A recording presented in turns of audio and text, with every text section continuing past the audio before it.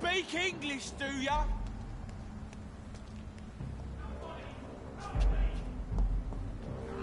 There we go, now we've got him. Not a good place for a stroll. Crush the lead!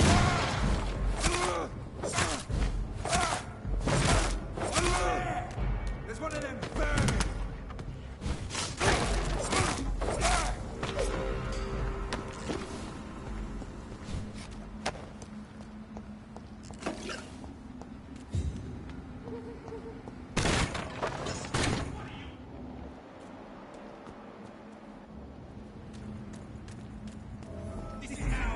Domain, young Ekon. Someone here.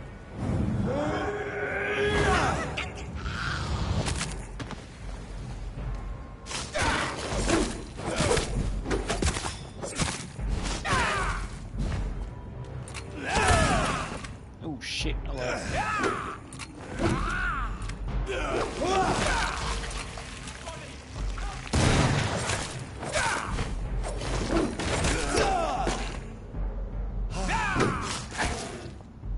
Oh, hello.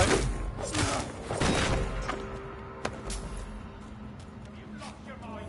What do you want from me?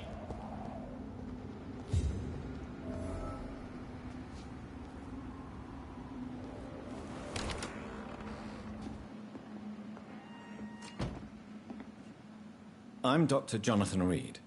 Do you need help, sir? I think I'm fine. But what happened to my jailer? Be careful. He's as vicious as he is strong. You don't have to worry about him anymore. What happened here? I am Tadao Kimura. I was imprisoned by this lunatic for several days. I thought I was going to die here. You're not going to die now, Mr. Kimura. If you hurry, you should be able to get home safely. It seems that I owe you my life. You have all my gratitude, Dr. Reed, since it is the most precious thing I possess. Goodbye, Mr. Kimura. Take care. Japanese man?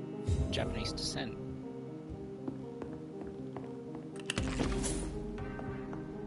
Japanese descent, he doesn't have an accent.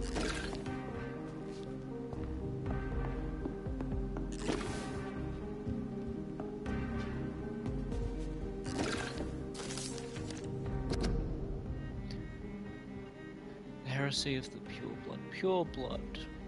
We know the expression, we've heard it in the foul mouth of the heretics and foreign barbarians. We used it sometimes ourselves, but do we really know what it means? A vampire born from an immortal belly? What a disgusting idea. How would such a creature find its place among the livings? What would be its purpose? Ours is clear, gentlemen. Ascalon is here to protect the Empire and all its citizens. We are the protectors and the shepherds. Even when sometimes sacrifice sheep for our sustenance.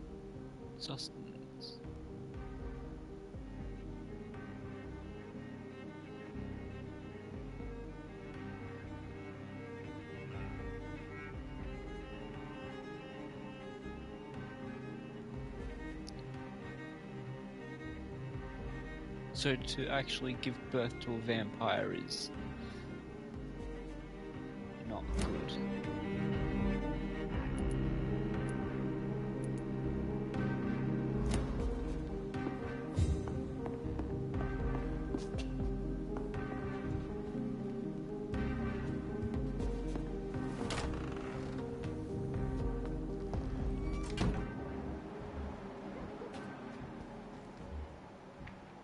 Kimura Tadao. Yep, that's Japanese.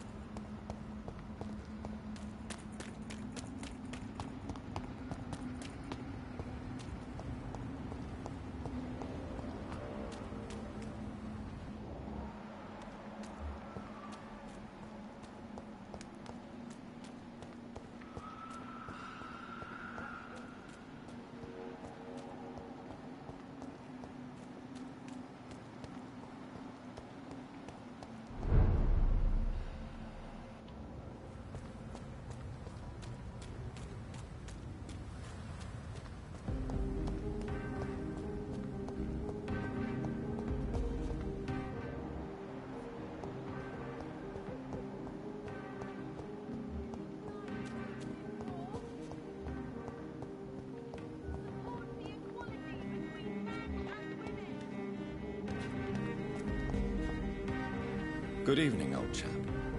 Are you all right? I won't lie to you, Johnny. I'm not a well man. Do you need medical assistance, Clarence? It's a little late for visiting hours, don't you think? What can I say? I haven't lost my old habits. I hope we're talking about the same habits, old friend.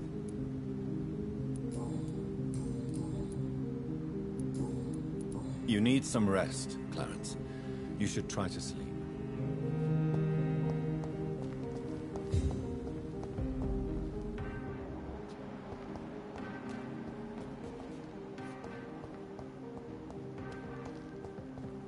Anyone else?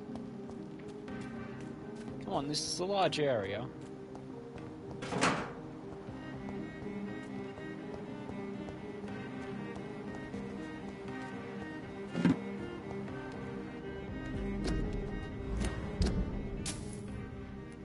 This goes into the east end.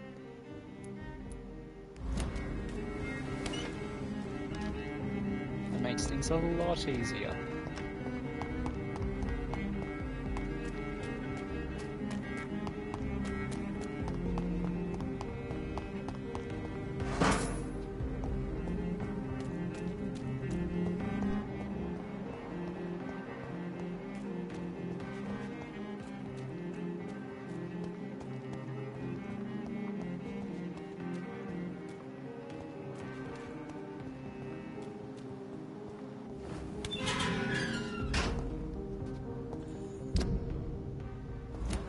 Goes straight to the docks.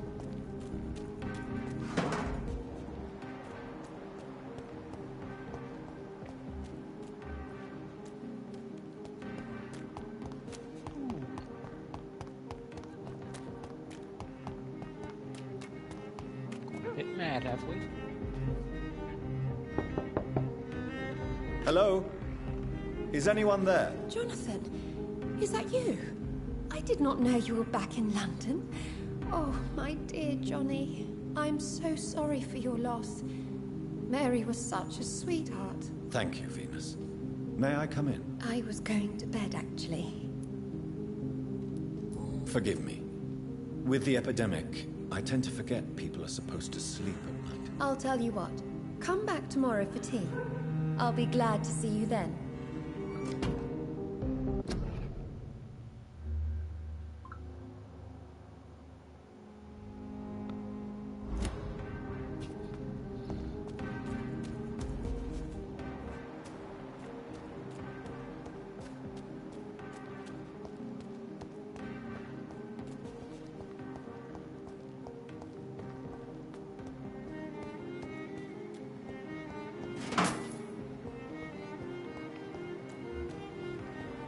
Oh, hello.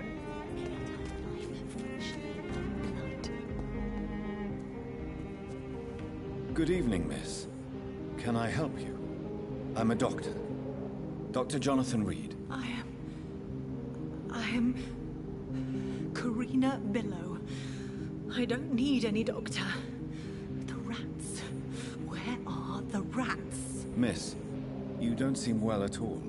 Are you afraid of rats? Has one bitten you? No, it's me who bites them.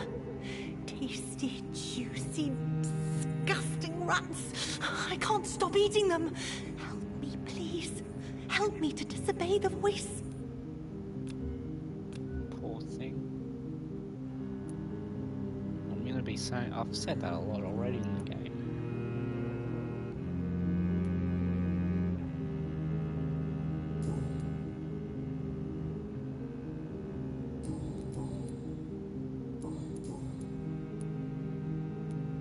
Tell me about yourself, Miss Billow.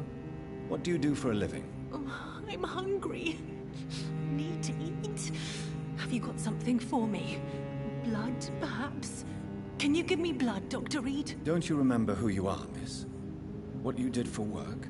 I was strong, proud.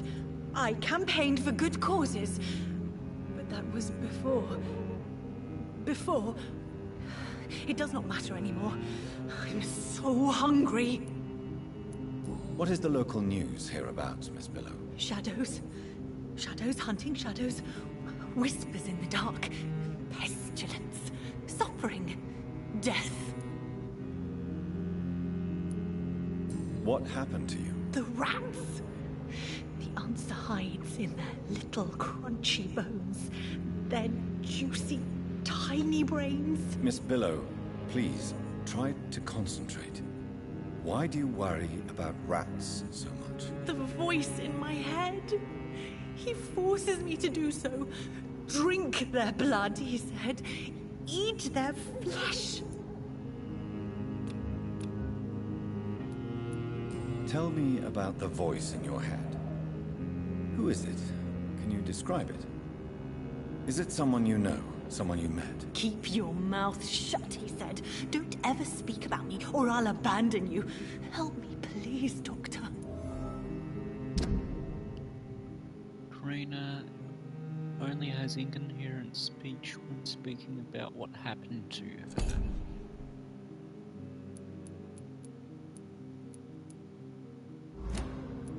Do you feel compelled to obey that voice, Miss Billow? Even if you're loath to submit to it?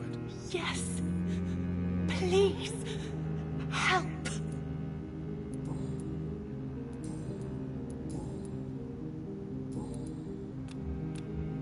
I must go now. Goodbye, Miss Billow. Nothing else I can do.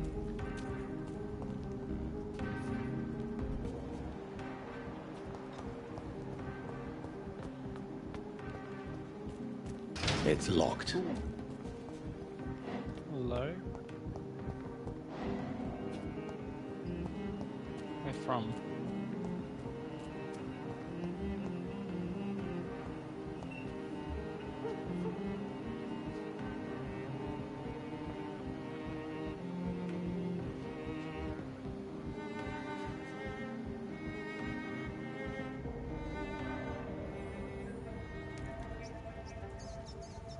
You made me sick.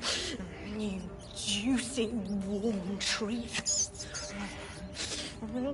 Damn it! Oh my! What have we got here? A dead rat. Oh, gross. So tempting.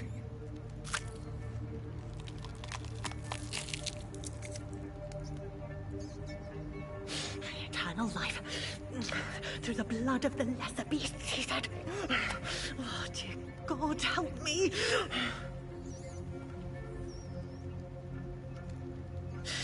Save me, for I can't stand what I've become.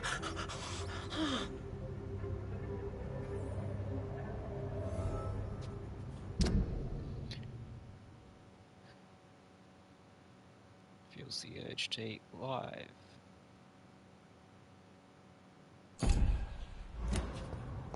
Thing is, that one wasn't alive, was it? Hello there! Hello there, love! What are you doing? Are you... Rats. Tasty rats. Those clever rodents are cautious now. They won't approach.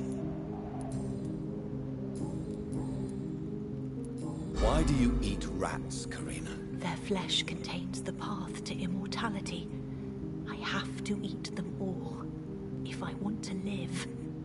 Help me. Please. Make it stop. I don't know if I can, miss. You have been tricked, forced to play a disgusting game.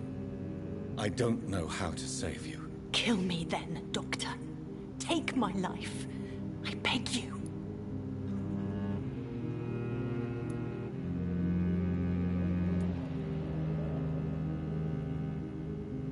I can't do that, Miss Billow. I'm a doctor. I won't kill as an answer to pain or suffering. Never again. It is my decision. If I could, I'd do it myself. You're a doctor, but also a vampire, aren't you? Kill me, please. Make it stop. How the fuck do you know that?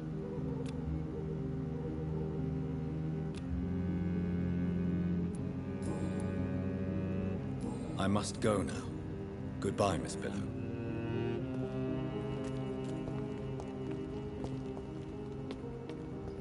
How the fuck does she know that?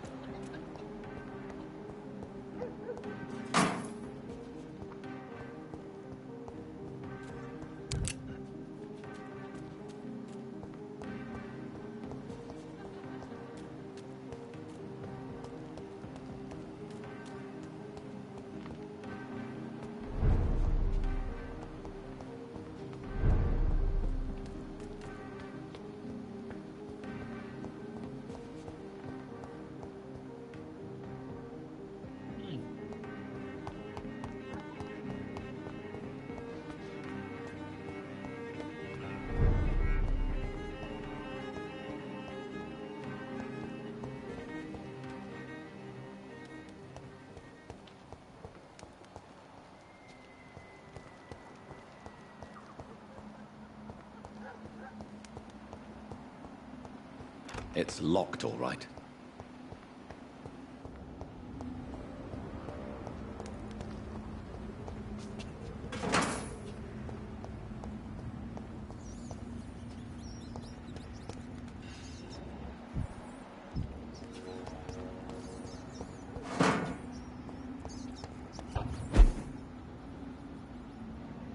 I cannot enter.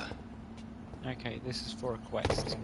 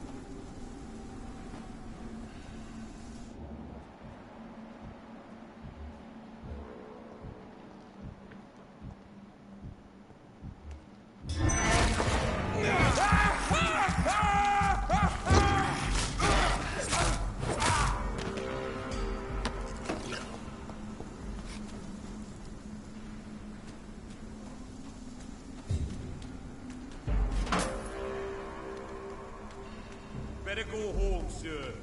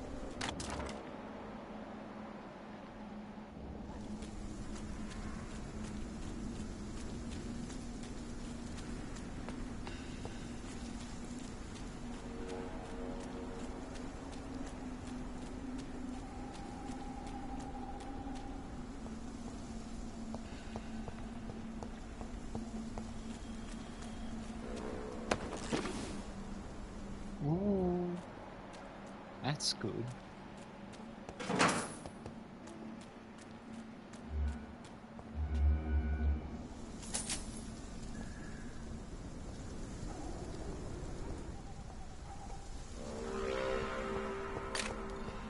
Stupid newborn! Oh shit! You cannot win this!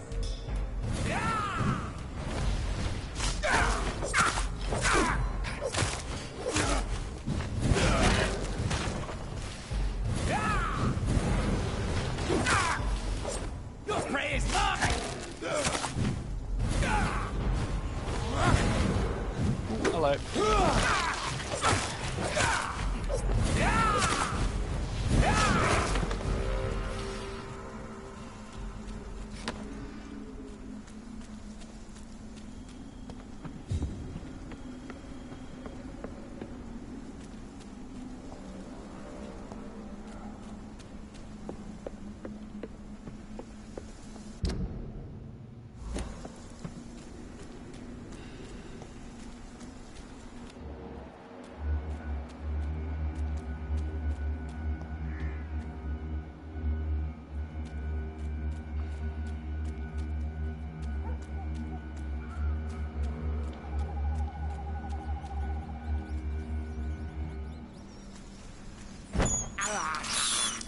This is despicable.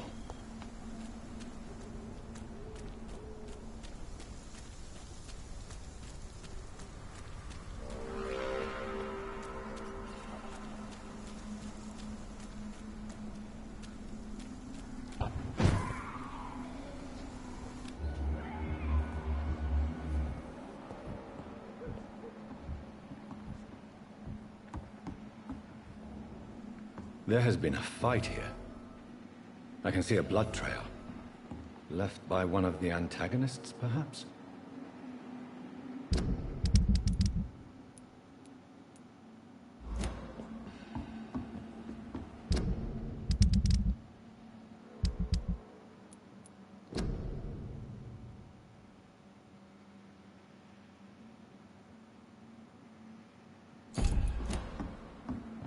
What a mess. Something terrible happened here. But what?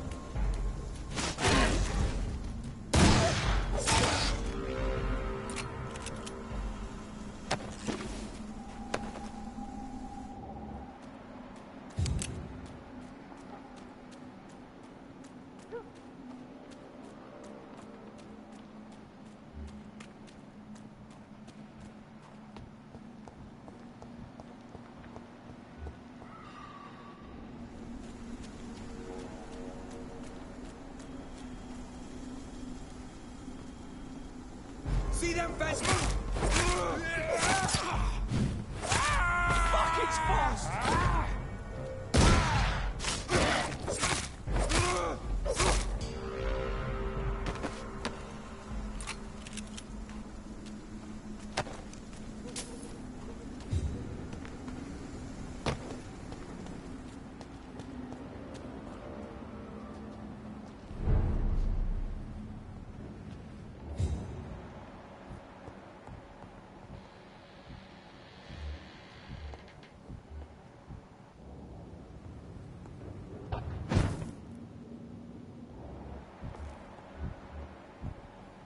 It's a leech! Kill it! Burn it, boys! Shit, that leech is fast!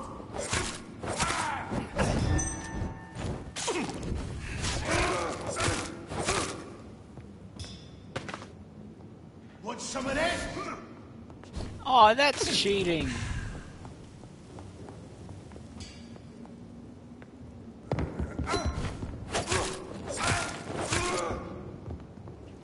Oh, shit, he's immune to shadow.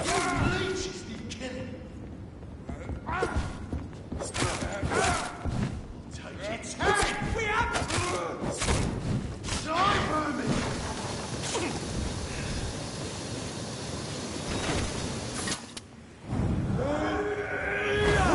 Want some of that? Filthy fucking beast!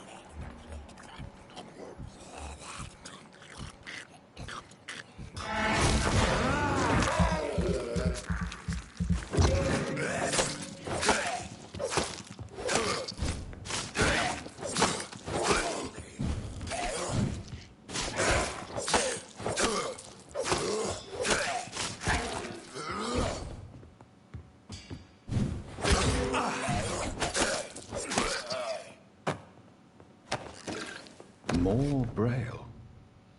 I should bring this to Mason Swanborough.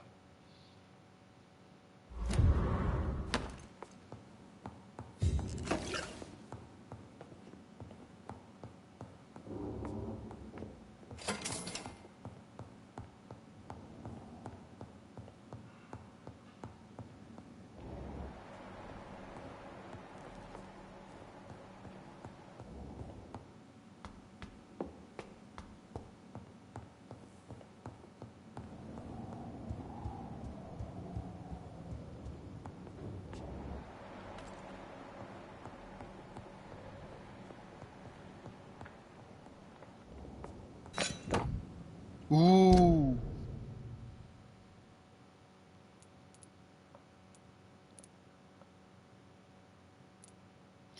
Modern and deadly double-barreled shotgun, able to stop any not already dead targets.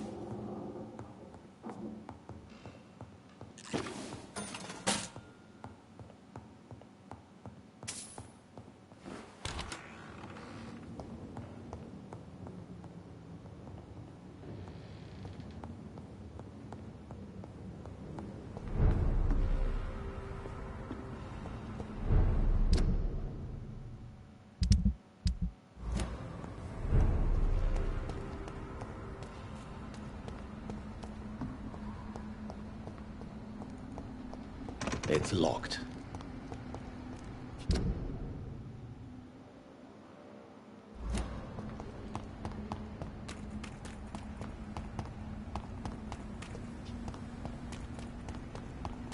Maybe I have to go down to those scowls.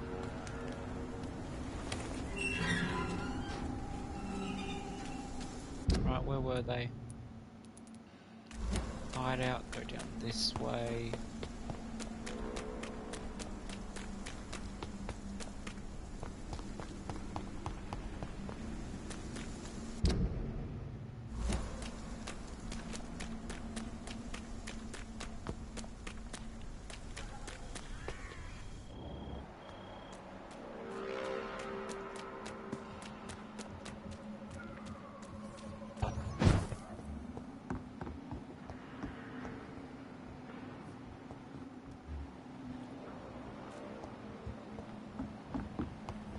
Maybe I have to follow it this way.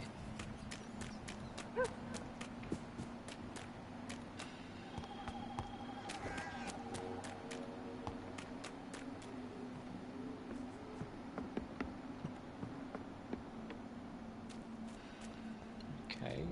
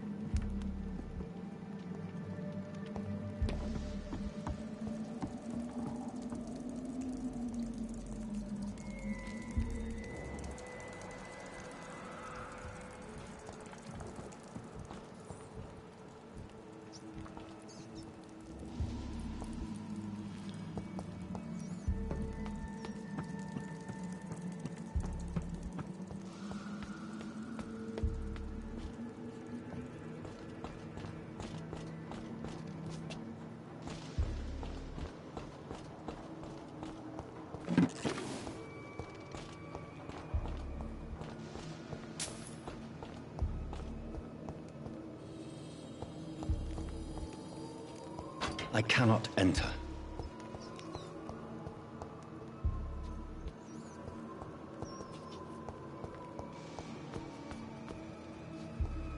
Die! Oh shit, hello.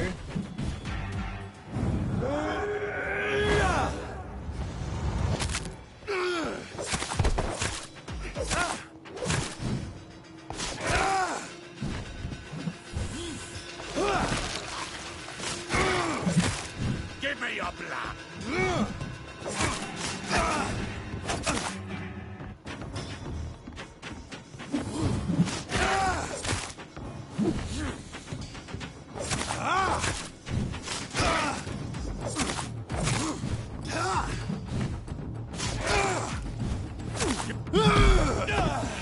Shit, shit, shit, that's big.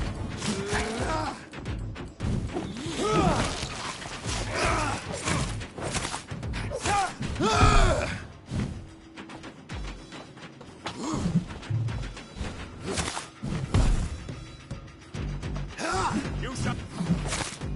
Yeah? Smash that.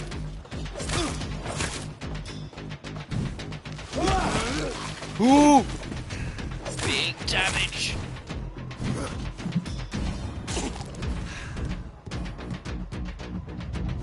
For Ascalon! Ascalon?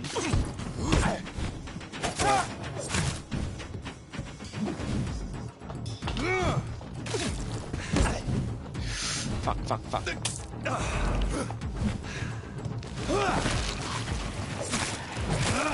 Show me your... Ow, you bitch. Oh my god.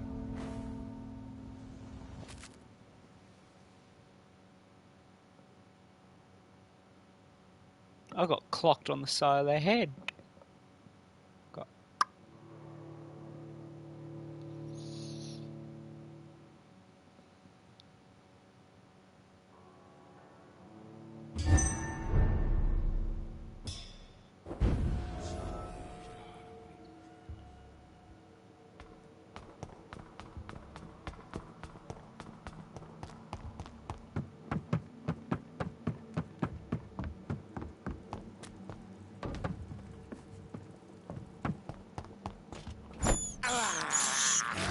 can't believe I'm doing this.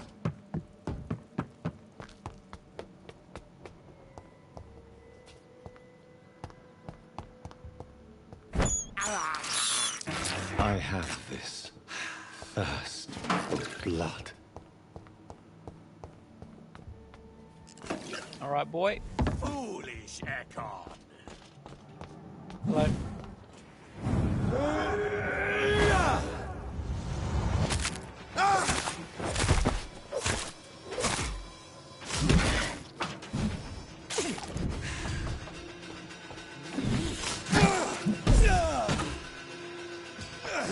You shall learn to respect the laws of... Fuck me. Okay.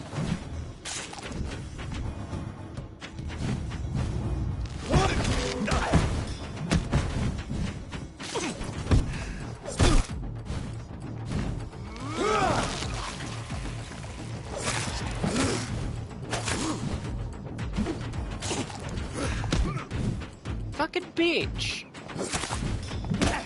Smack you across the jaw. Okay, now I need blood. He's immune to range. You shall learn to respect Okay, the Lord. let's give me my scythe. Of Ask.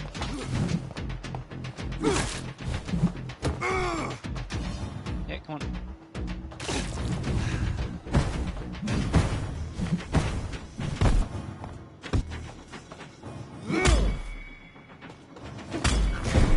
There we go.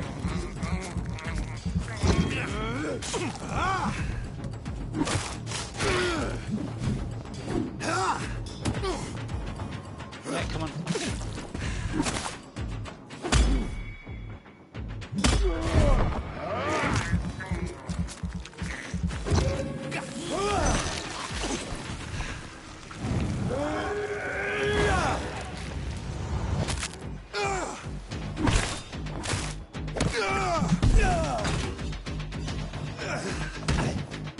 Fuck.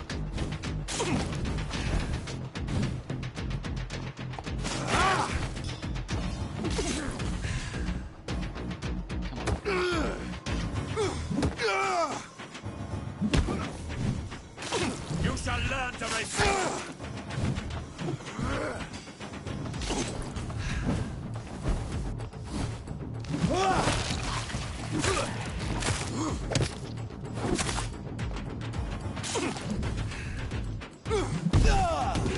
Bastard. Your Again. Again. Fuck. Come on, again. Fuck, I'm gonna freeze you for a bit.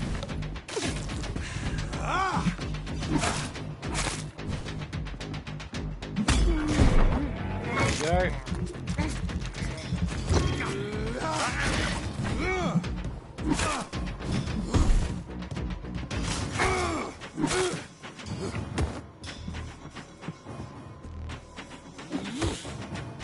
Oh, okay.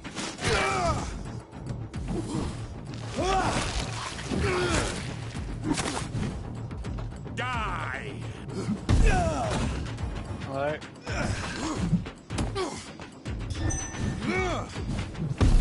Ooh, that was close.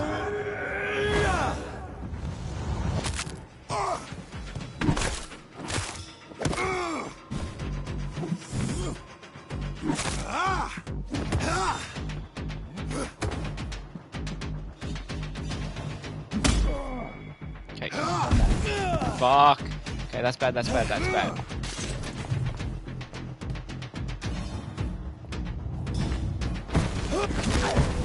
Fuck, fuck, fuck. You shall learn. Come on. Come on. There we go.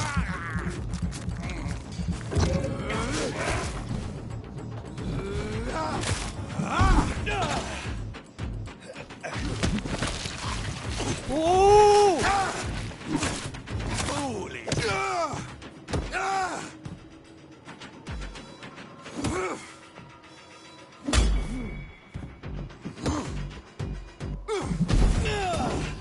That's not good. Ooh! Traitor!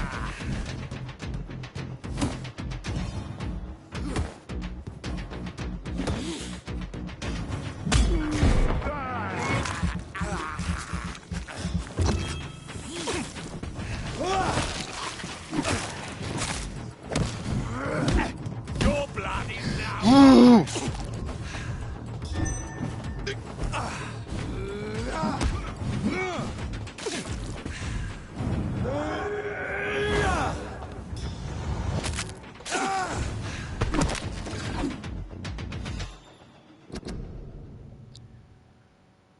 Never let the size of a Volcod fool you. These massive bastards can be as quick as any leech, and it can be put down the same way, by puncturing and pinning their rotten carcasses to the ground before beheading them. Remember, it's all about preparation and exploiting your target's weaknesses. The problem, of course, is that Volcods have no weaknesses. They are strong, fast, sensible, and deadly. They are killing machines with one simple goal, to put their huge claws around your neck. So, if any of you lads are unlucky enough to ever face a Volcod, just remember this. Dodge and make it mad. Hurt it, taunt it, and make it lose its temper. Volcod's brain lose it when irritated enough. They stop thinking and start blindly attacking. This is your only chance to win, by gaining tactical advantage against a stupid beast. Use it.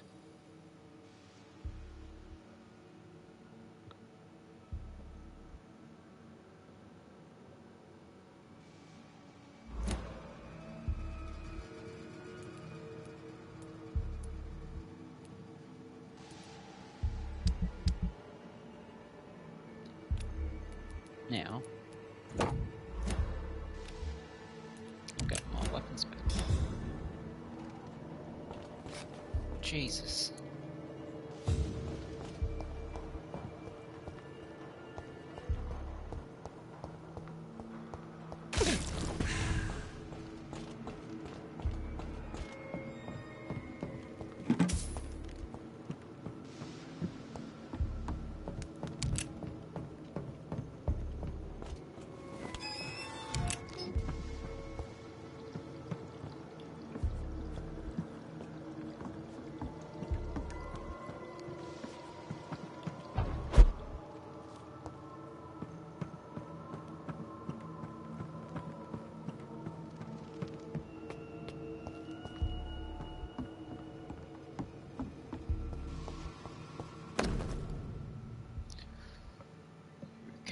My name is Robert Teasdale. To whomever may find this message, please try to help me.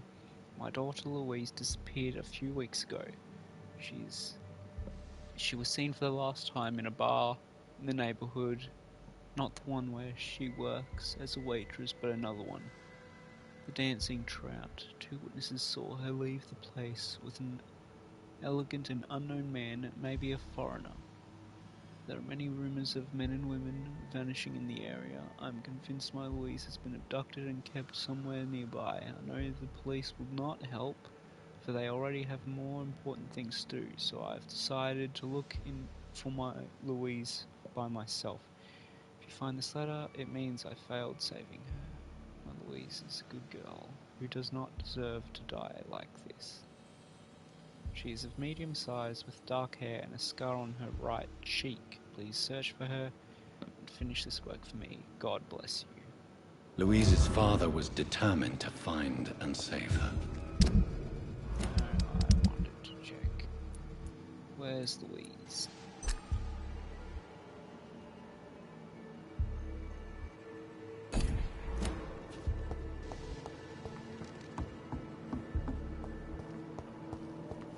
I'll get her.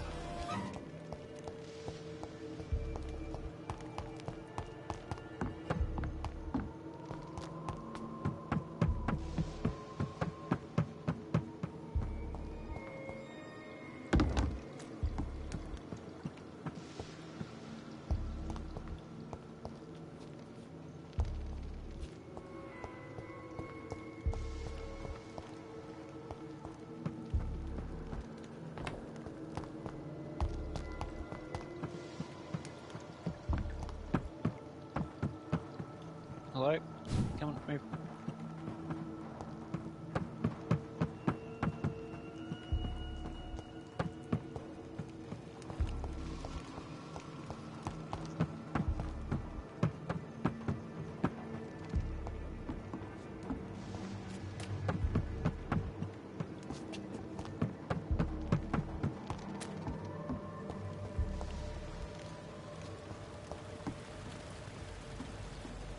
Oh, okay. I have a feeling if I mess this up, it's over. Bitch, did that have nothing in it?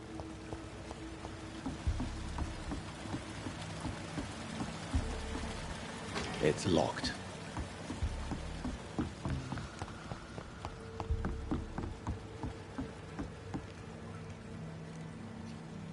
Fucking Snapchat won't shut up. Okay, let's have a look. Oh, was I following a trail of blood? Yes, I was. I was supposed to be... No, I wasn't. Okay, let's see.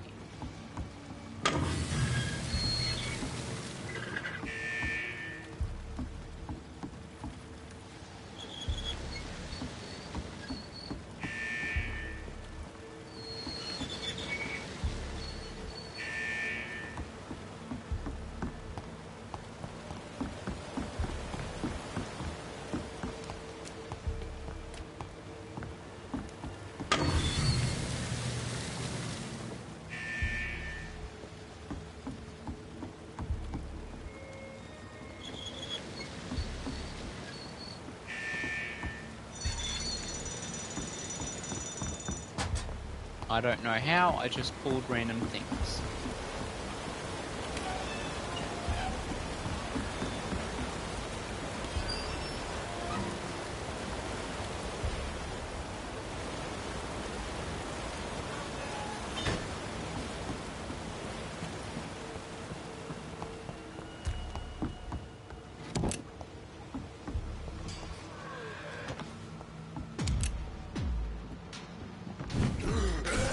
Oh shit!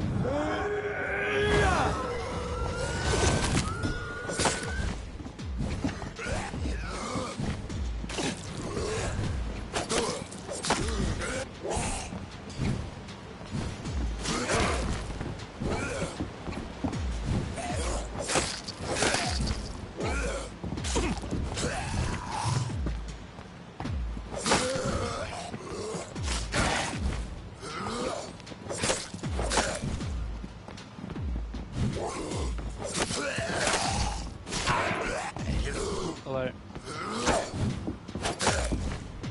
Oh shit, that's my health. Oh, I'm in bad shape.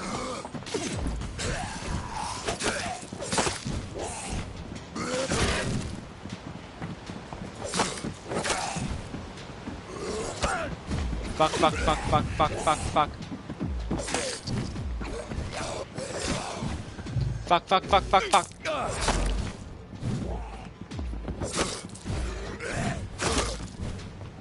Go away.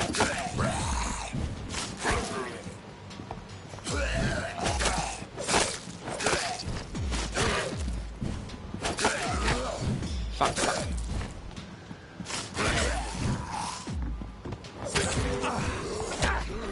No!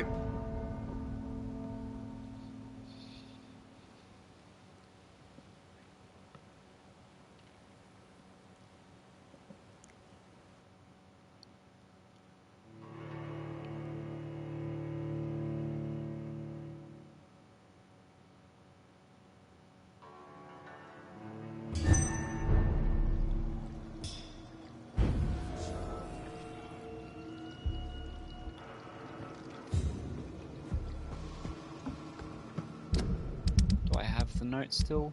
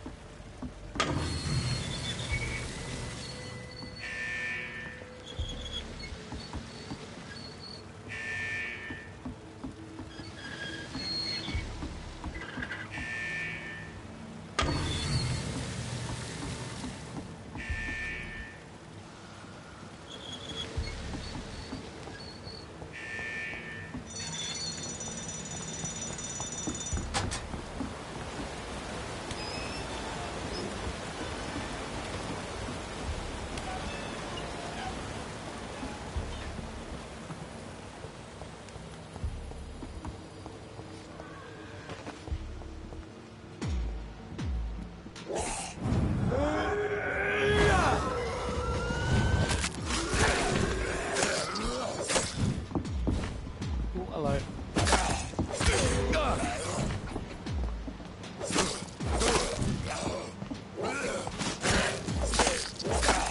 Just keep focusing on one. Okay. Shit, fucking hell.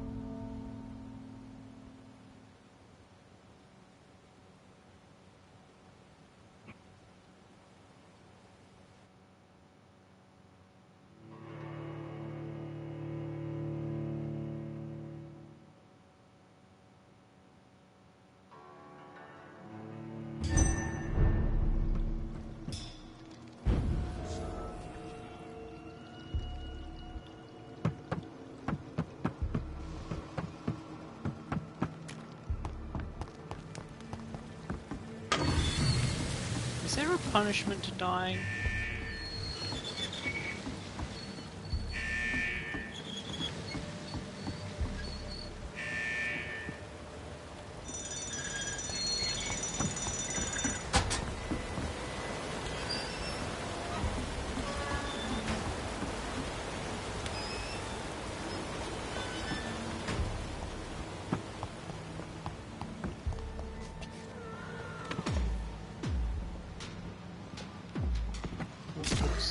Fuck already?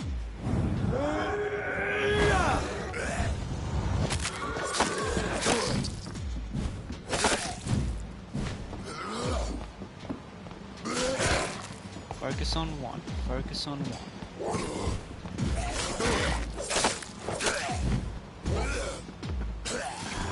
No, no, no, no, no, no, no, no, no, no, no, no, no, no!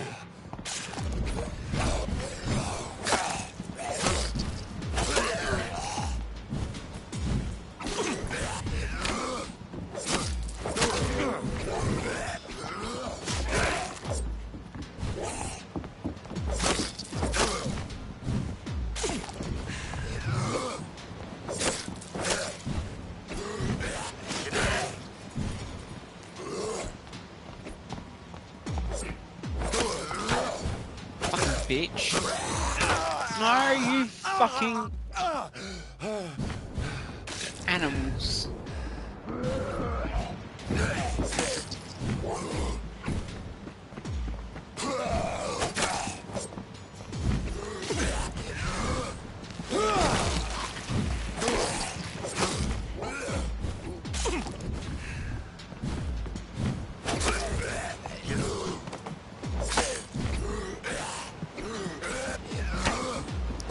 Bitch! It's fine.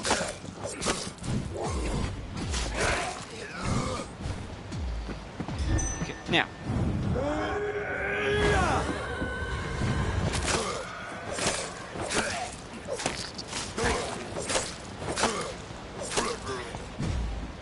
Woo!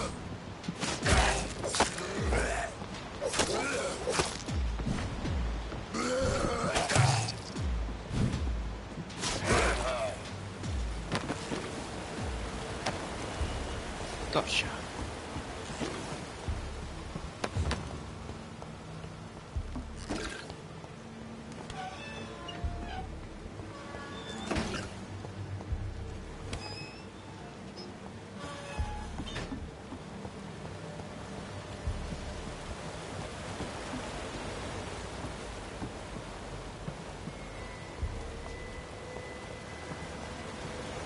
Now what?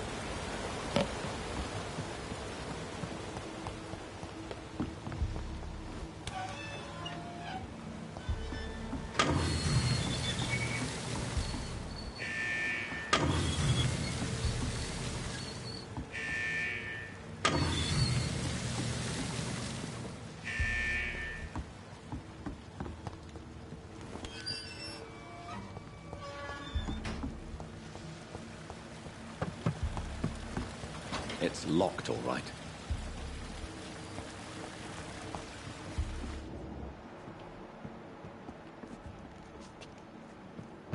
Oh, there's fucking stairs here.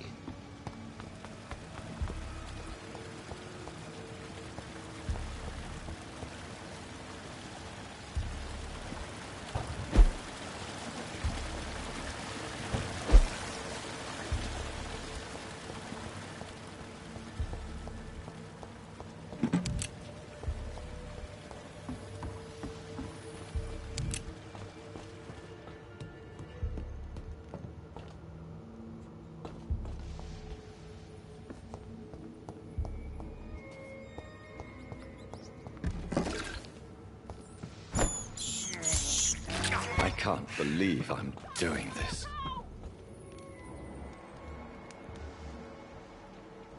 Oh shit, hello.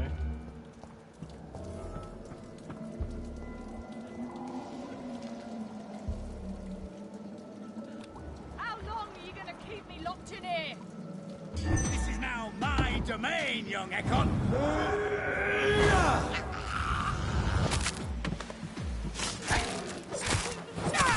Let me go, you bastard!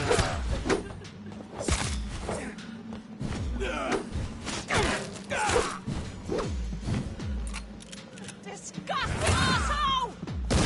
I swear I'll never be your wife!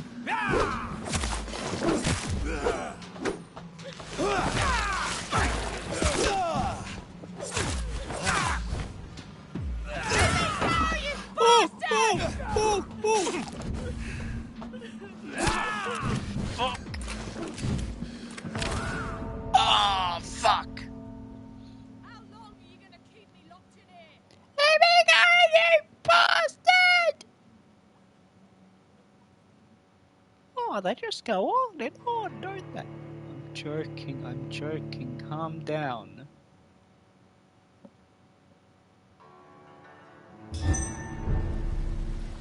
I joke, I kid. Okay, let's go.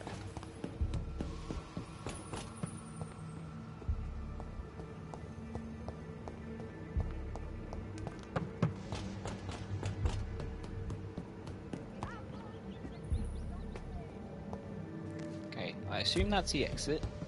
Or that could be the exit. Either way. Don't waste time exploring. Let me go, you bastard! And she's right here. You're feeble. What the fuck?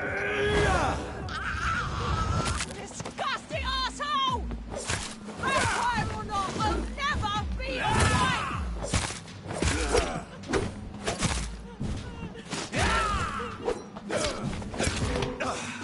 Fuck you. How long are you gonna keep me locked in here? Fuck me. Now the game gets tricky. Let me go, you bastard! Shut up!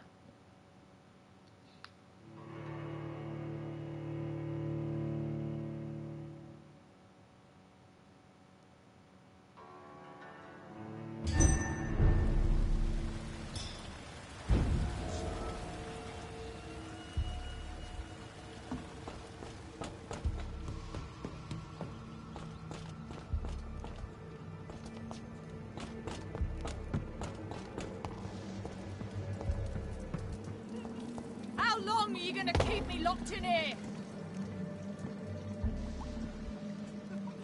Are you emasculated? I don't care. Let me go, you bastard!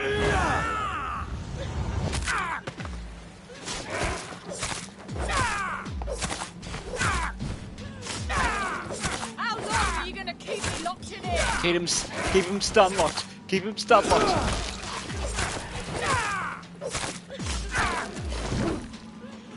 Disgusting asshole! Vampyr or not, I'll never be your wife!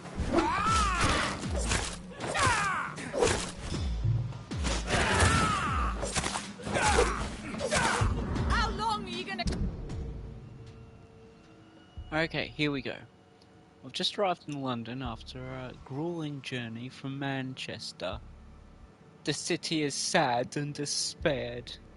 It will not be difficult to find a woman willing to escape death here. I cannot wait to start my research. Soon I won't be a virgin. What? Fucking... The cell's ready. All I must do now is find the appropriate candidate and bring her in. She'll be beautiful and gentle, with a nice temper.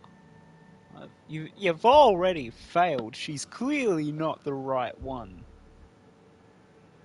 I've already tested my persuasion ability on a few women and it worked, most of the time. But I don't want my future bride to be submissive. I'll only use my power to bring her here. Then I'll tell her what I intend to do, and I'll let her accept. This is important. I want my lady to willingly accept to become my wife for eternity. I think I've found the perfect match. Her name is Louise. She's a waitress in a public house and is quite charming. Love her attitude when serving drink in that bar. Tough and proud. I'm sure she will accept my offer. Once she's mine, once the vampire blood will have achieved the metamorphosis, her face shall heal properly and her scars will disappear. Then she will be perfect beauty, the perfect beauty. I'm the only one. I'm the only one to see right now. I don't understand. Louise refuses my proposition. Why would she? I promised her I would never force her into anything. I may let her starve a little, then she'll understand I'm her only option. Her dad's dead, you dick. Keep me locked in here! The doctor wanted to make her a vampire.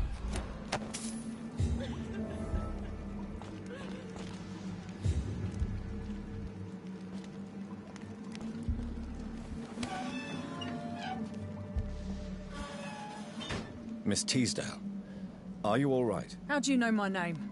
Who are you? My name is Dr. Reed. I managed to track you down thanks to your father. So my father really was looking after me. This man, this vampire told me my father was dead. Is it true? I'm afraid so, miss. I'm so sorry for your loss. But you are free to go, as your abductor is no more. I suppose my jailer also killed my father, didn't he? Thankfully, he did not search your father's corpse, where I found his notes describing where he might find you. You should read them. I must find my father's body. He deserves a proper burial. Headache. Goodbye, Miss Teasdale. And be careful. Until we meet again.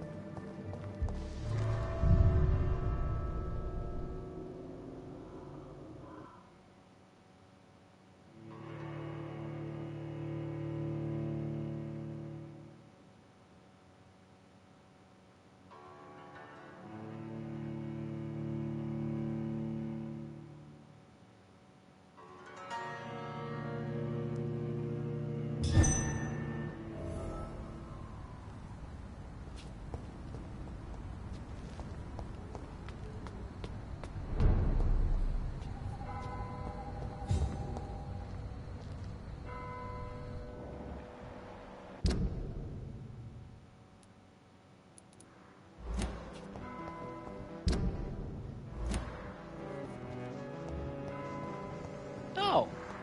There's people up there.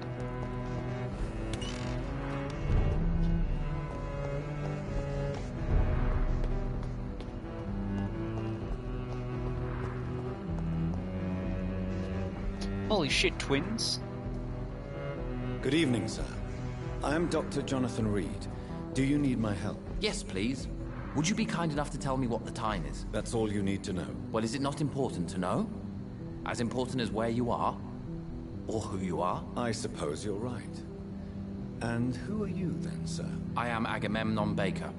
Like my brother, I think we need to leave this city immediately. And my brother and I rarely agree on anything.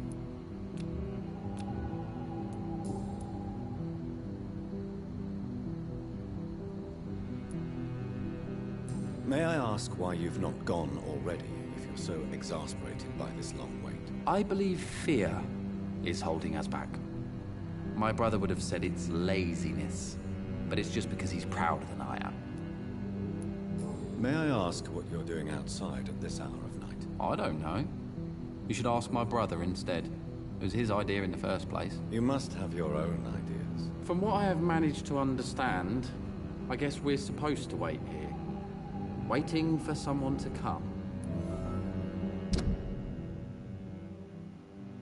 And Percy's Baker are waiting for something or someone before leaving the city. Something or someone. So maybe I should keep an eye on them. Agamemnon. What can you tell me about this part of town? It's the only place I've considered myself happy.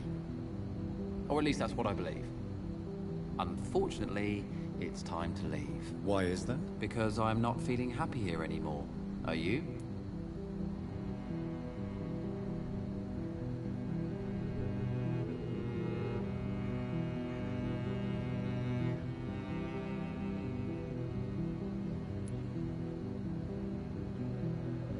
I still enjoy living in London, no matter how difficult it can be sometimes. Then I am sincerely happy for you.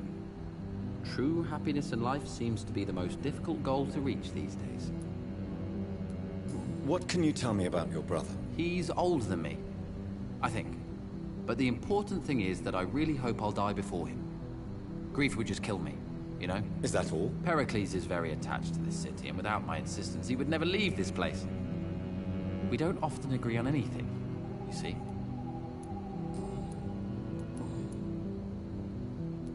Who are you waiting for, exactly? The more I think about it, the more I believe it's not exactly a person we are waiting for. But what else could it be, then? I don't know. A feeling? An event? An impulse? How can I tell? Something that would allow us to leave this trap. I'm afraid I'm not following you. What kind of trap are you talking about?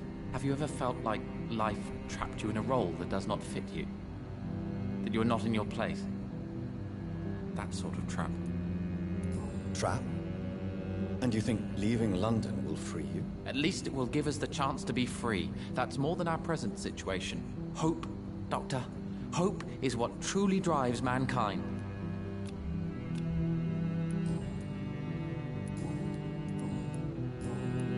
Goodbye for now, Mr. Baker.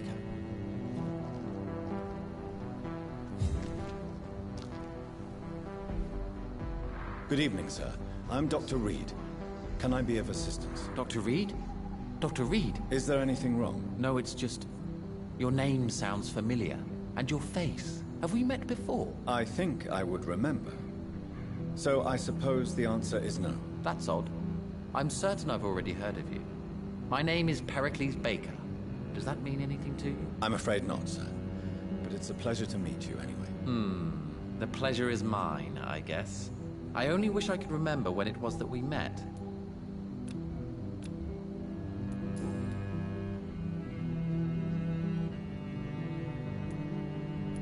And what do you do, sir? For a living, that is. I stopped working when I decided to leave. When I realized what I wanted. Wanted something this city can't provide. Tell me more about why you want to leave London, then. I just don't belong here anymore. I had to convince my brother to leave London because I know we need to find another life out of the city.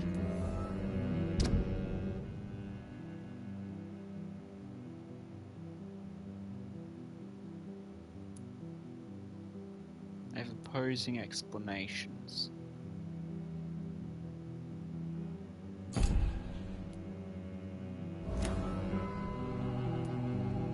Tell me more about why. I just don't belong here anymore. I had to convince my brother to leave London because I know we need to find another life out of the city. But what were you doing before you took this decision? Does it really matter anymore? Considering the past seems so pointless to me. I have lived in this city all my life. And now I think it's over. These two are a fucking mystery. Can you tell me anything about this district? As you like asking questions so much, would you allow me to ask you one first? Please, be my guest. Do you like this city? I know we are not living in the most peaceful of times, but I have learned to appreciate London's complexity. Yes, me too. This city tests us. It invites us to find ourselves, to discover our true nature scattered throughout its dark streets. But what if we don't like what we find? Do we ever know who we are? I wonder sometimes. Or maybe it is the journey to find out who we are that changes us. Tell me about yourself, Mr. Baker. What are you doing out here in the middle of the night? We are waiting for someone. And why are you waiting for this person? Because we need to leave this city as soon as possible. Why do you want to leave the city? I'm not really sure. Who are you waiting for? I'm sure he has a name. I really can't answer that question, since I don't know that person. And why is that? This person is mostly my brother's acquaintance. I don't even know his real name. Only that this man could help us leave this city once and for all.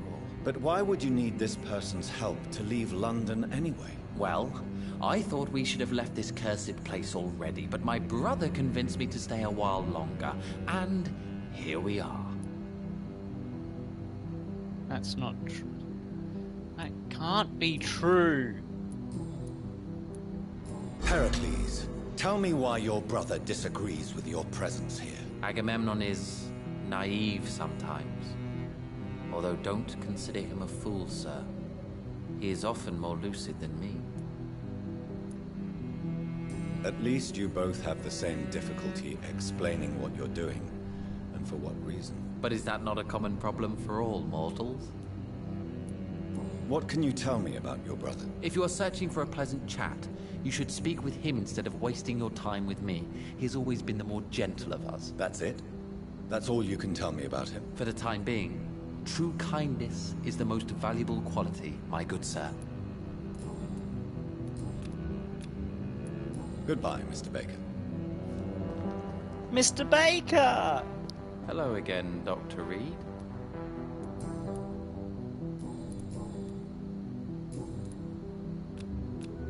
Goodbye for now, Mr. Baker. And you, hello. Good evening, sir. May I ask you what you're doing here at this late hour? I'm conducting an investigation about the epidemic in this part of town. And who are you, sir? I'm Dr. Jonathan Reed, from the Pembroke Hospital. May I ask who you are, and why all the questions? I'm Detective Inspector Charles Albright from Scotland Yard. And I don't find your answers convincing. What is a Pembroke doctor doing in the West End at this time of night? Damn, okay. I'm here on my own, sir. I have no official appointment, other than my desire to save lives. Then we have the same objective, sir. The difference is, to catch my suspects, I use a magnifying glass and handcuffs instead of a microscope. What are you investigating, exactly? I currently have a few missing persons cases. Mr. Tadao Kimura and Miss Louise Teasdale. I'm afraid they may have been abducted by my mysterious maniac. Tell me about Louise Teasdale. She's a waitress. Her father reported her missing. We don't have enough men to search for her, sadly. Do you have any idea where she could be? No. But I feel she's been abducted. She went to a pub a few nights ago and vanished. I thought about the sewers, but I'm not equipped for such an investigation. Tell me about Mr. Kimura. Mr. Kimura is a businessman who has been missing for a few days. He didn't go home, didn't go to work, didn't go back to his family. Where was he last seen? Mr. Kimura was last seen at the Royal Observatory in Greenwich. I followed a possible lead in the West End, but I found nothing.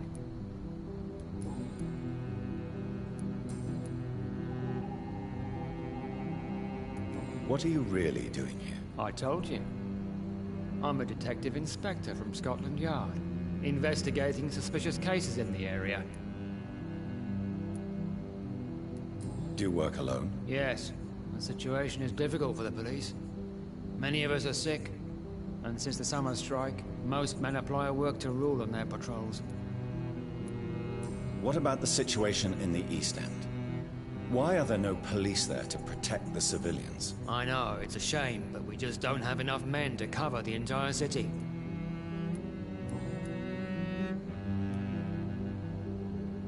Why are you investigating at night? Criminals rarely act in daylight, you know.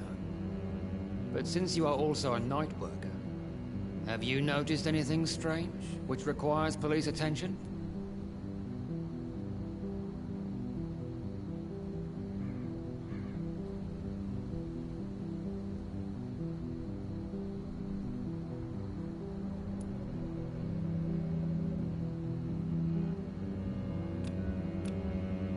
I'd like to report a name, Inspector. Jeffrey McCullum. I'm afraid he's some sort of vigilante, trying to recruit an army of angry citizens. Then I'll write the name down and transmit this intelligence to the appropriate office. Thank you, sir. Don't get killed. What can you tell me about this district? I'm the one asking questions, especially when there's a killer on the loose. What killer? I'm not going to discuss that with the civilians, sir. Haven't I told you about the investigation I'm conducting? Perhaps I could help you. All right, without giving you too much information, I'll tell you this. I'm convinced there is a homicidal maniac on the loose, using the epidemic to disguise his kills.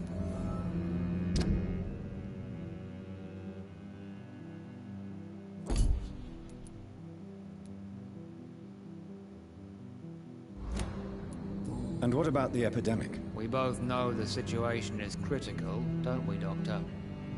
Colleagues of mine die almost every day.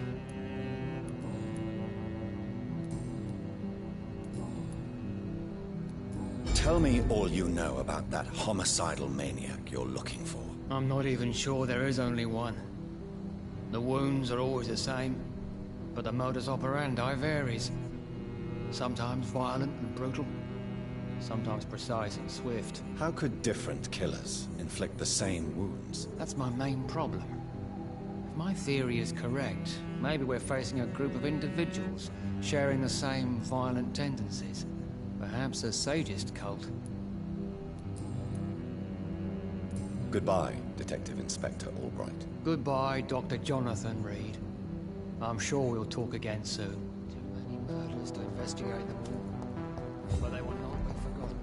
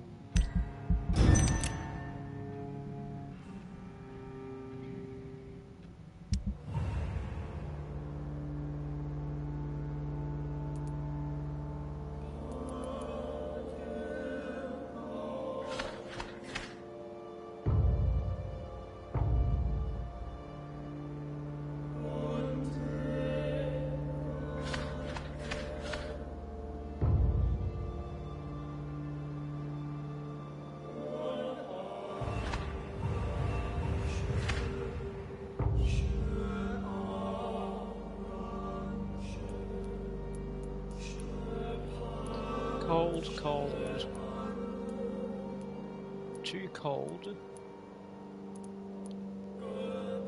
Fatigue, 3 headache.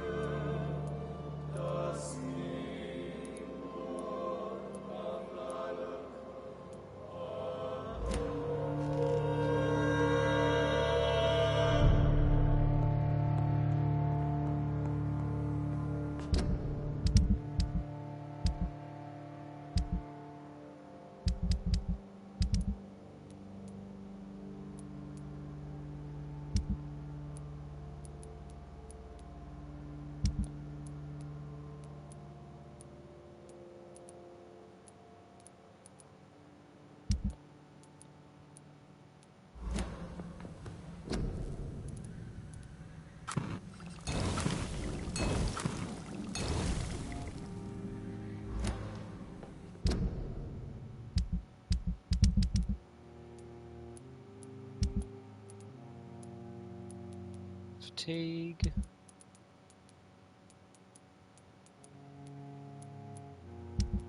Two fatigue.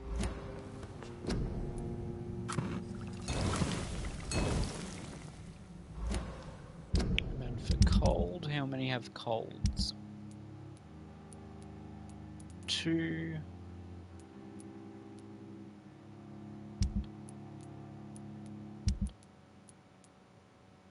3, 4.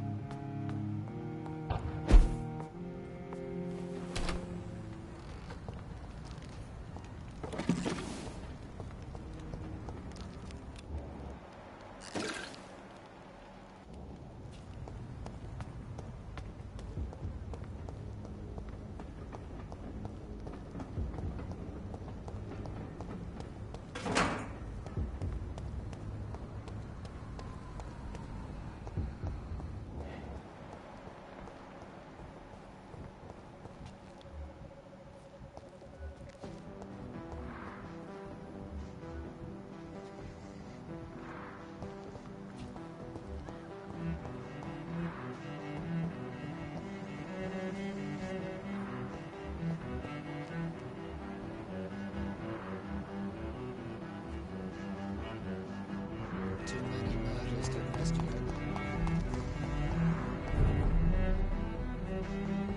Dr. Reed, I am glad to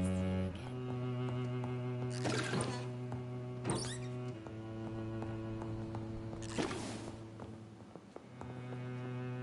Good evening, Miss Price.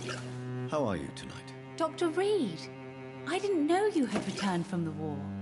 I had a new doctor when you left, but he's not as kind as you. Always glad to see a former patient in good condition. It's been a long time. Too long indeed. And as a token of my appreciation, I'll grant you the best price if you fancy buying anything from my humble shop.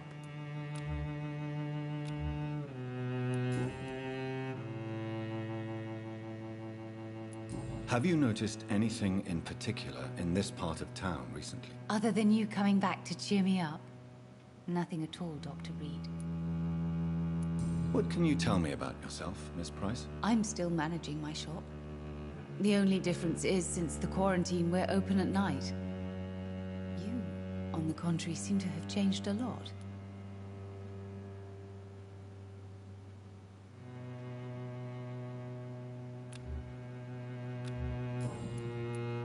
What can you tell me about yourself? I'm still managing my shop. The only difference is, since the quarantine, we're open at night. You, on the contrary, seem to have changed a lot. Really? Have I changed that much? It must have been the war and the night shifts since my return. Don't get me wrong, Dr. Reed, you're still handsome. Just maybe a little bit wiser, more serious. It suits you well. Tell me more about yourself. No new fiancé? I remember you were hoping to get remarried. I'm sure you must have a few suitors. Who would marry an old bat like myself with a grown daughter and a little business? As you know, I only fancy handsome men like yourself. She's got a little crushy crush. A thing for her former physician.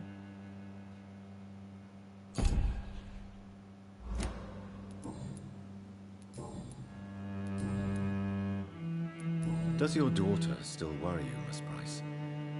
I remember you were often concerned about her health when she was younger. Have you not seen Carol since you returned? She's almost a young woman now. But she'll always remain my sweet little baby. So you're less afraid? Some things never change. Carol is still too clumsy for her own good. Sometimes her innocence puts her in real danger.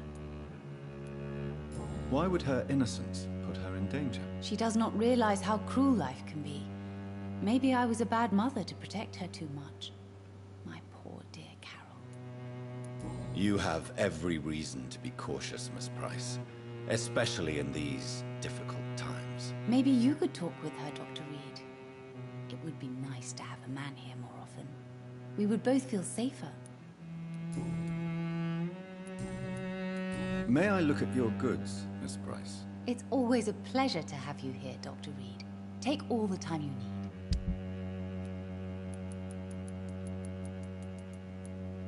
Nothing specific. Rivets, I haven't had a need for rivets yet. I hope you can stay a little longer this time. I cannot enter.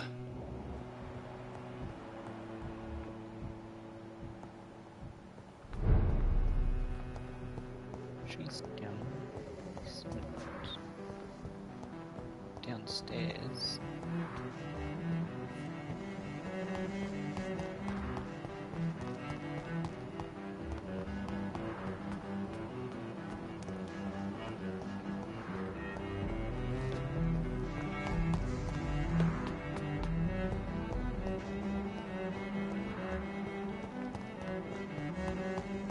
Ooh, here we go.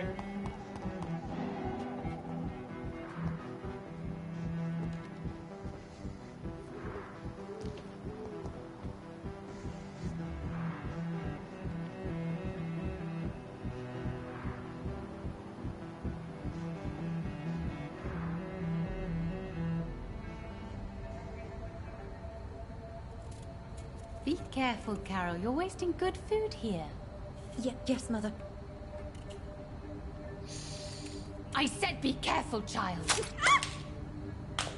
I'm sorry, sweetheart. Mummy has been so clumsy again. No, that's okay. It won't bleed for long. You're so pale. Are you feeling sick? Do you need to see a doctor? No, I'm fine. I already saw the doctor last week. Don't be silly. You must see a doctor. Just don't tell him how clumsy your mummy is, all right? I love you so much, my baby. I love you too, Mother.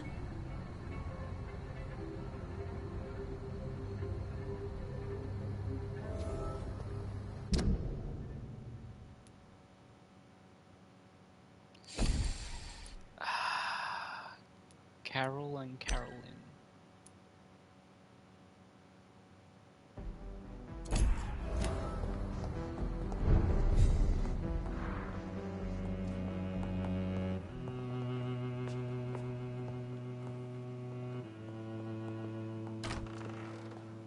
Carolyn, need to talk to you.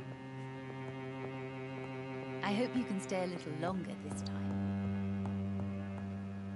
Good evening, Miss Price. You know you can call me Carolyn, my dear doctor.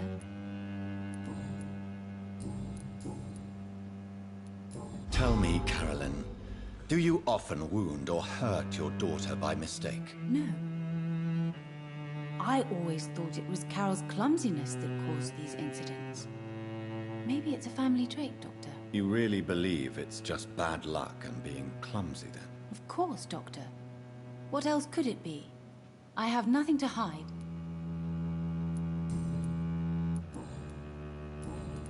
Goodbye for now, Miss Price. Oh god, I didn't know I could lock onto them. How am I gonna get fucking down there to talk to her?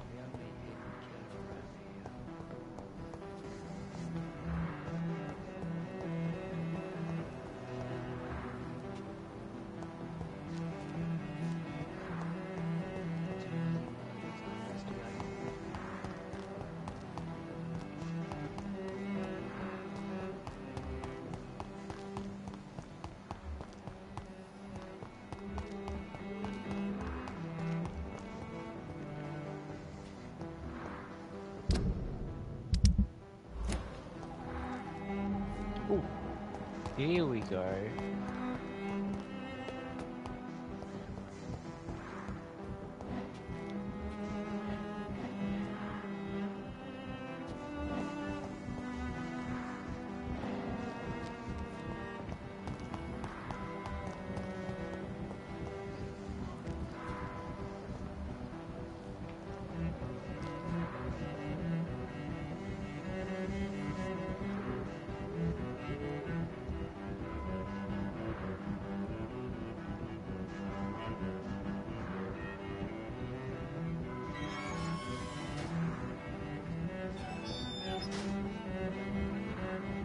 What the fuck?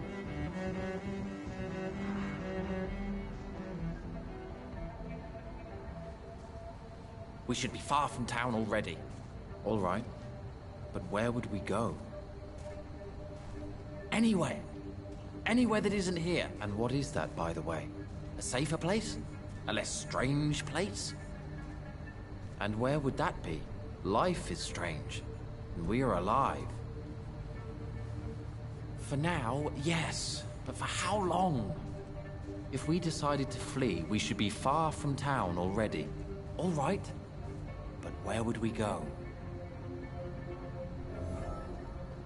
What the fuck? Want to leave the city because they feel something is strange about the situation.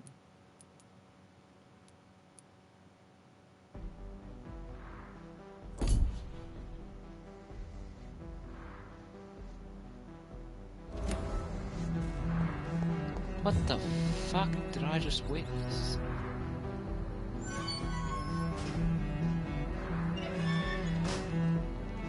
Heracles! Good evening, Mr. Baker. Why do I always have feelings of deja vu when I talk to you? What would have happened if I spoke to you first and then Agamemnon? Agamemnon. Agamemnon.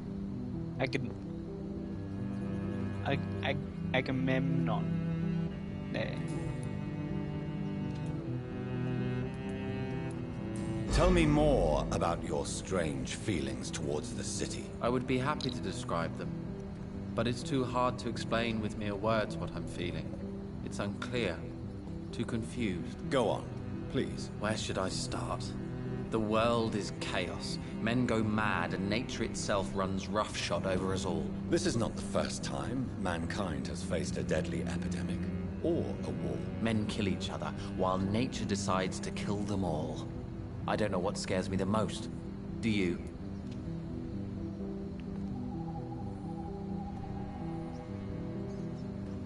Oh.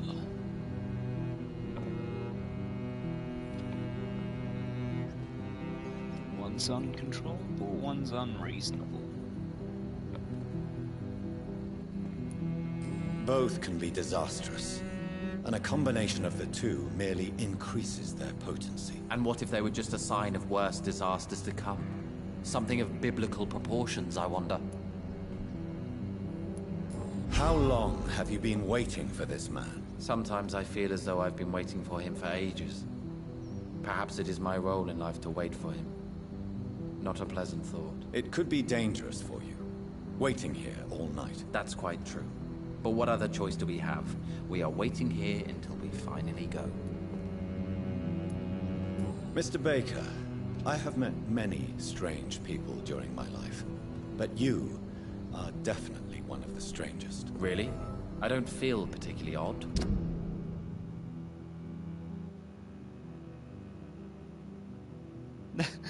It's just, they're a complete mystery. Like, who fucking knows about these two? Or weird. All I want to do is leave. What's wrong with that? Why are you still waiting for this person? What would be the point of going before meeting the man, as he's going to help us leave? Pericles, what are you going to do now? I don't know. Perhaps it's time to leave. Perhaps we should stay a little longer. How can I tell? And where exactly are you thinking of going? In a place where I will finally have that feeling, to be where I belong. The world has to be meaningless chaos to make such a heaven plausible.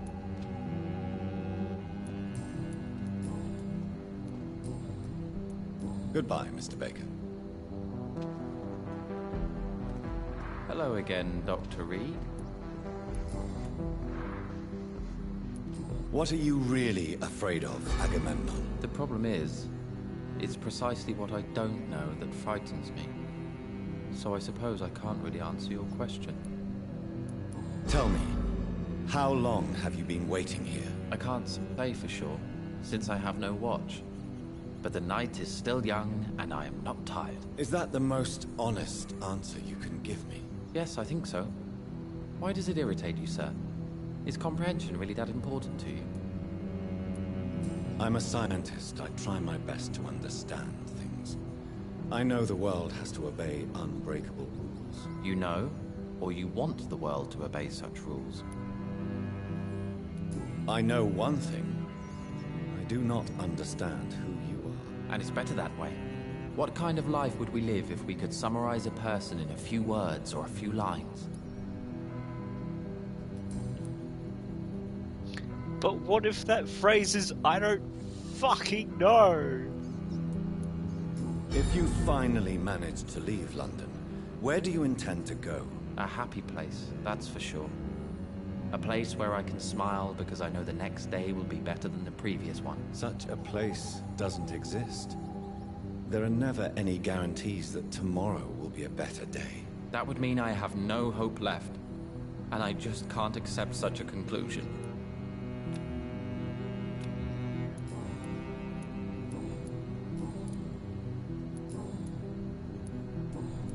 Goodbye for now, Mr. Baker.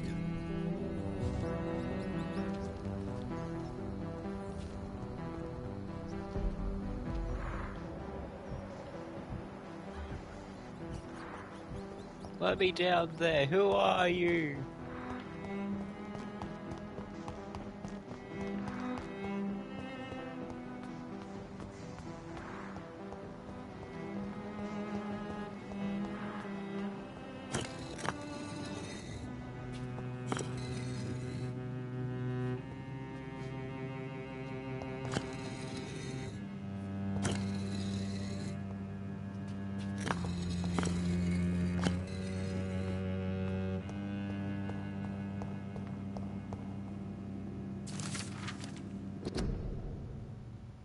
Oh, Christ, okay.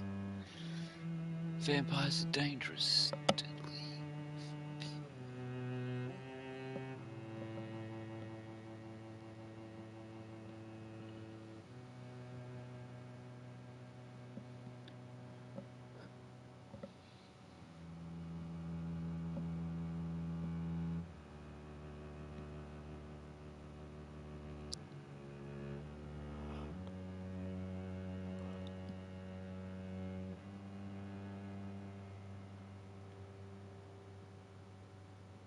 Jesus.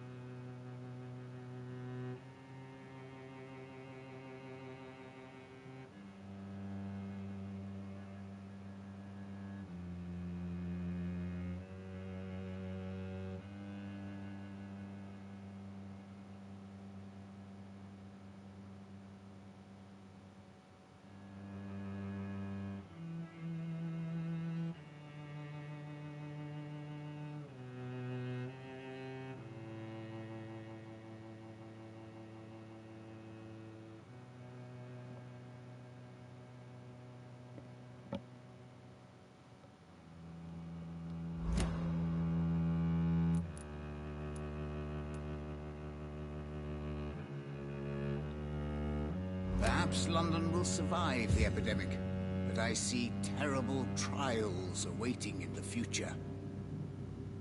Jonathan Reed. At last we meet. The cards warned me you would visit tonight. I beg your pardon, sir. Do I know you? Of course you do. Our mutual friend, Dr. Swansea, can't speak highly enough of you. My name is Usher. Usher Talltree. You are the leader of the Brotherhood, are you not? Primate of the Brotherhood of St. Paul's Stole, to be precise. I'm really glad we met tonight. I love it when the cards tell me a truth. The cards told you to expect me. Yes, they can tell me everything. They told me that you have not taken another life since your poor sister died. That's blatantly untrue. What, the Prynwen guys that I've been beating their asses, the Scowls. Oh, I fucking killed Crane. Your cards are full of shit, buddy.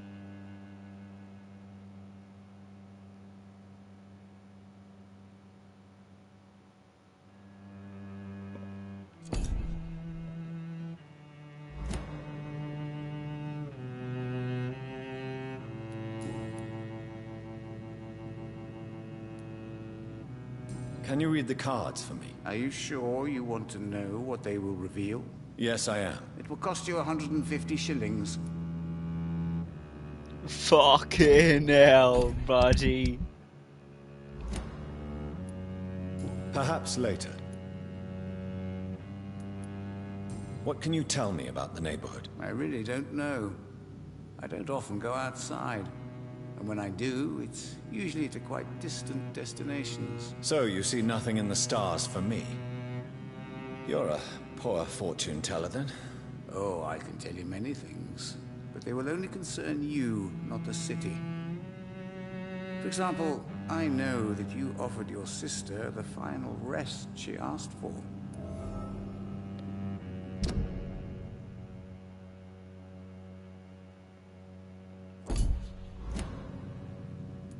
Do the cards speak of my Mary? No. It's the burning aura of guilt that precedes you everywhere you go. Read my fortune, then. You have been chosen, Jonathan. I see on you the mark of a strong being, so powerful it needn't even reveal its strength. Tell me about yourself. What do you do here, besides turning cards in the middle of the night? I'm for most a charlatan. For a few, I'm a vampire. And for you, I'm the primate of St. Paul's Stole. Some believe you to be a vampire. Who? The guard of Prynwen. Who else? For a time, they sent spies to observe my activities, and they even broke into my home to gather proof. Did they steal anything from you? A personal notebook they quickly took to their headquarters. All they had to do is to look at me. I'm aging. What better and definite proof that I'm not an immortal? Do you want your notebook back? If you ever find it, I'd be glad to have it back, of course. I do ask one thing, though. Do not read it, Jonathan. Some secrets are not meant to be revealed, even to immortals. For how long have you been a primate? It was 15 years last year. What do you make of Dr. Swansea? Edgar is a brilliant and dedicated man. A man of his time, sometimes a little muddled, but always looking for new paths and new concepts. What can you... I really don't know. So, you see nothing in the... Oh,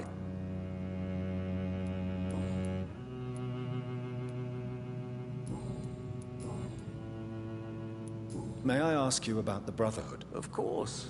But I must warn you that there are some subjects we consider taboo, in spite of our fondness and acceptance of your kind. I know there is no love lost between the Guard of Prynwen and the Brotherhood. What caused this rift? It was 1801. The Brotherhood was stronger then. A strength that made them hungry for ever greater power. An argument divided them, and the wound never healed. What was the nature of the disagreement? The problem was that both sides considered themselves the legitimate heirs of the original Brotherhood. We divide up the books, the relics, not always fairly or with consideration. Who founded the Brotherhood? That's precisely the kind of question I cannot answer. It is delicate, and may reveal some of our secret traditions. So you're not just a club of academics and scholars? Once upon a time, very long ago, the Brotherhood did more than simply study the vampires. They took actions to eliminate the more ferocious and corrupted.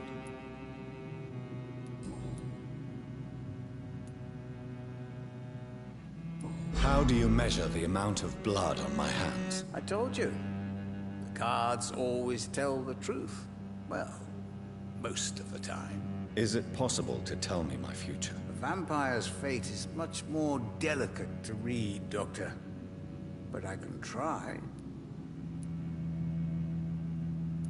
All right. Let me hear it. You're on a path to redemption, Jonathan. But be careful. One single trip and you'll fall. That doesn't sound promising. Take this, young Ekon, as a personal reward for your strong will. Keep following the right path and you'll reach safety.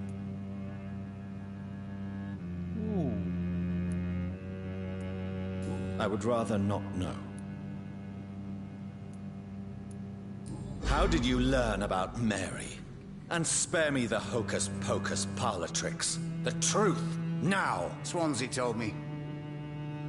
Don't look at me like that. His task is to observe and gather information about vampires. He had to tell me about Mary.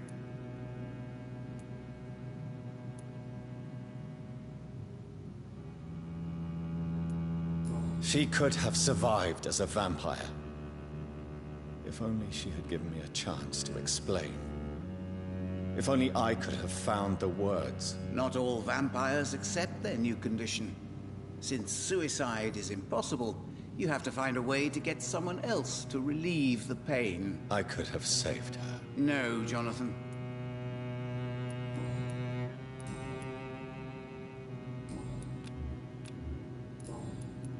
Can you read the cards for me? Put the money on the table then, Jonathan, and open your mind. Here is the money. The hunter. A good heart in disguise. A liar willing to help for real. An armed man unable to strike. Can you read the cards for me? Put the money on the table. Perhaps let... Goodbye, sir. Until we meet again. I rarely wander. Yet it amuses me to converse with your kind. The Red River, the song in the dark, the whispers of a sun. So many signs to interpret.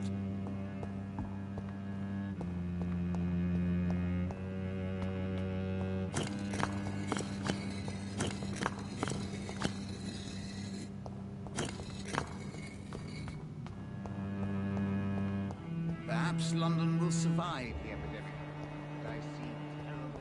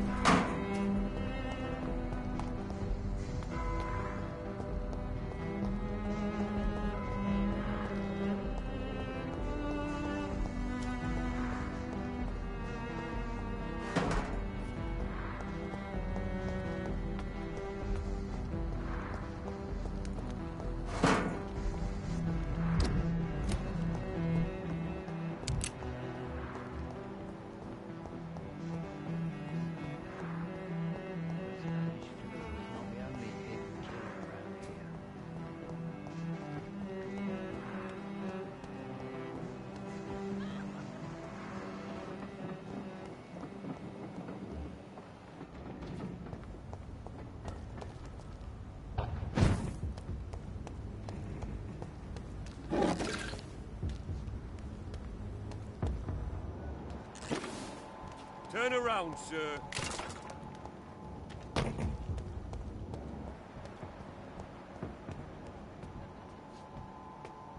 This is no place for a gentleman. Wouldn't come any closer.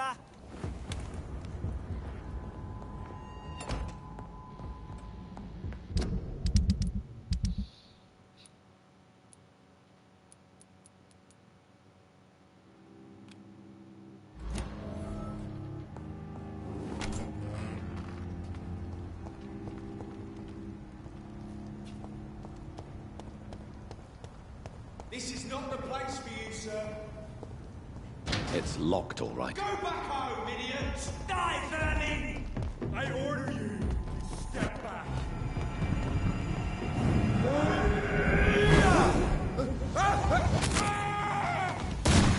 Cannot be defeated! God walks with me!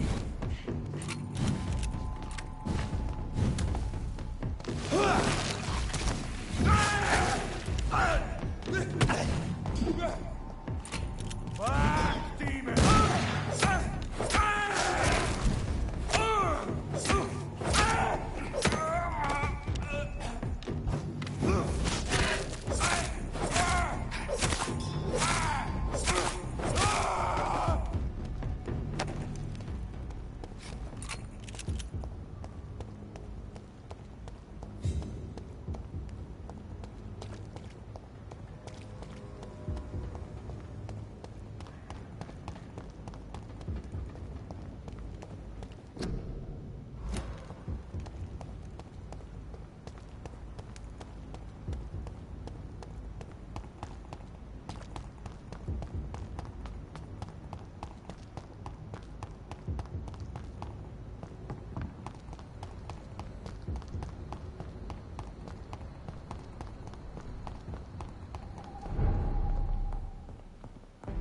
It's locked.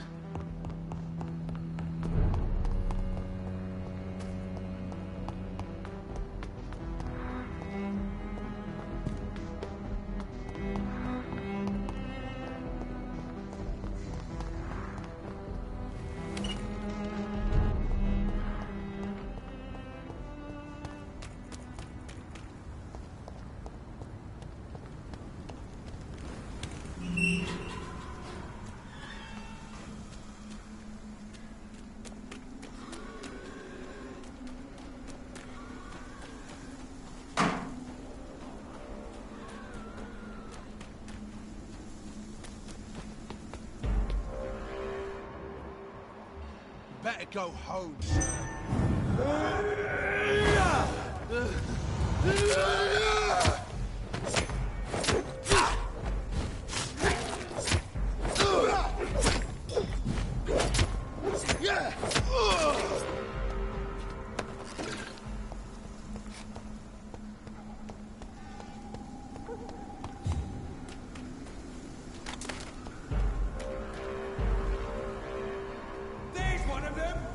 Watch yourselves!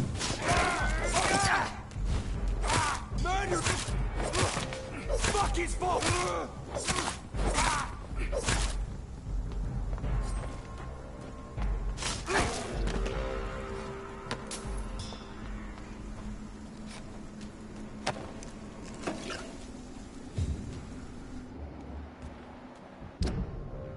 I said stay away, sir.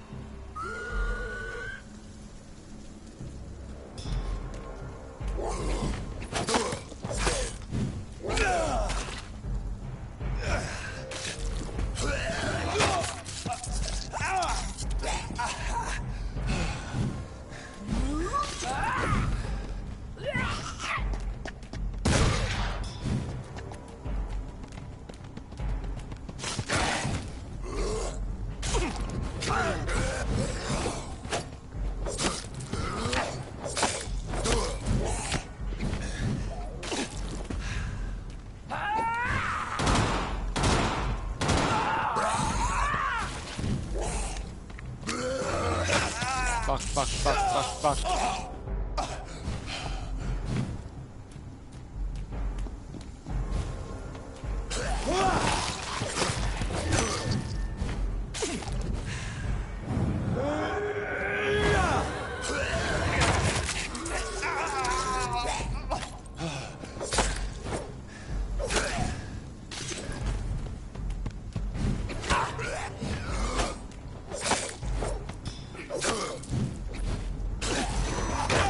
Fuck you!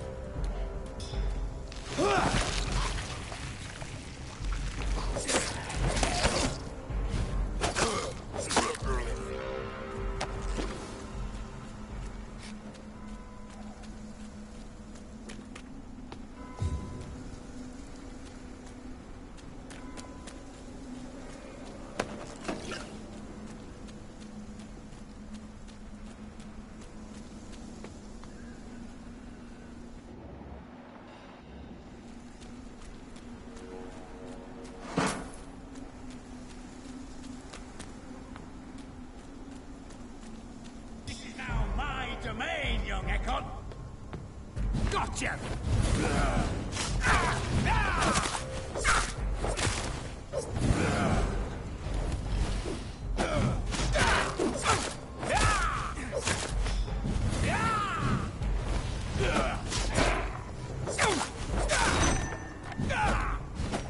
Gotcha!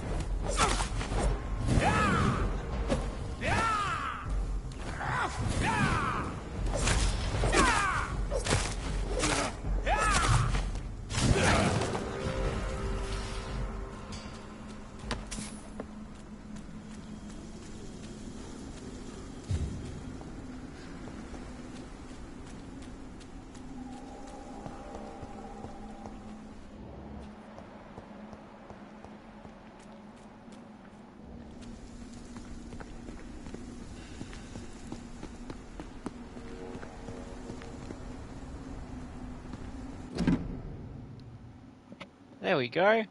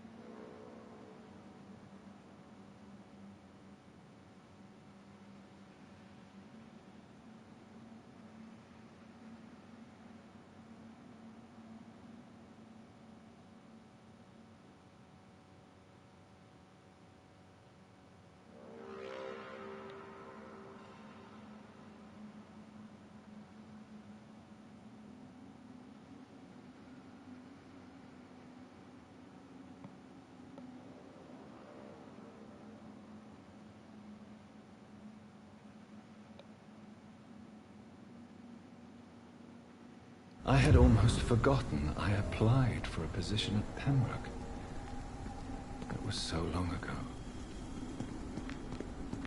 So you want me to go, oh, fucking hell, Father. You want me to go all the way back to Pembroke? I mean, yeah, I like have things that I need to do there, people to cure there. Oh, but then I'll need to come back. Fine. No worries.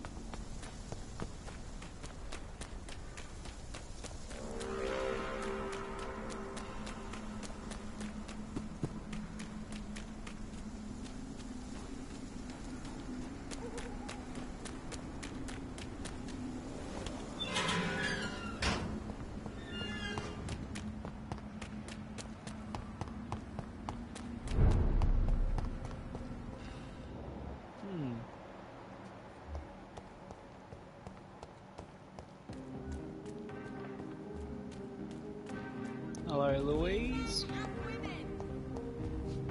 Good evening, Miss Teasdale. How have you been since you returned home? Dr. Reed. Oh, thank God you returned safely from these awful streets. I was so worried about my father that I left without thanking you properly. Please don't mention it, miss. Good. I found him, you know. My dad.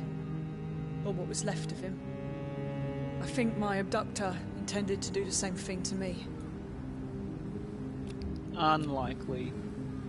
Do you need my medical attention, miss? I don't need your help specifically. I can assure you there are many competent doctors around. I have no doubt about it, but I'm offering you my help anyway. All right then. But please leave me alone for now. No, I've got to ask you things. What do you do for a living, Miss Teasdale? Before my kidnapping, I was a waitress in a pub. Now I'm unemployed. Were you fired? No. It's just that after my recent experience, I don't feel like I can go back to my normal life. I need to do something useful. What do you intend to do? Dad always told me, Louise, if you want something, don't stop until you have it. I did my research and I found it. Ichabod Throgmorton, professional vampire hunter. I'll be his apprentice. Be very careful, Miss Teasdale. You are lucky to escape death once, but vampires lurk everywhere. You killed my kidnapper by yourself, didn't you? No offense, Doctor, but you're just a doctor. I don't see why I couldn't do the same. How do you think I killed a You think I'm just a guy who killed a vampire? A vampire. Sure. Like not even a vampire hunter. Just a guy, just a doctor. Not Doctor Who. What can you tell me about this area? I've never really liked this part of town. It was where my father wanted to live. I won't remain here much longer. What exactly don't you like about it? People here are contemptuous and elitist. My dad always said, Louise, always treat people like you want them to treat you.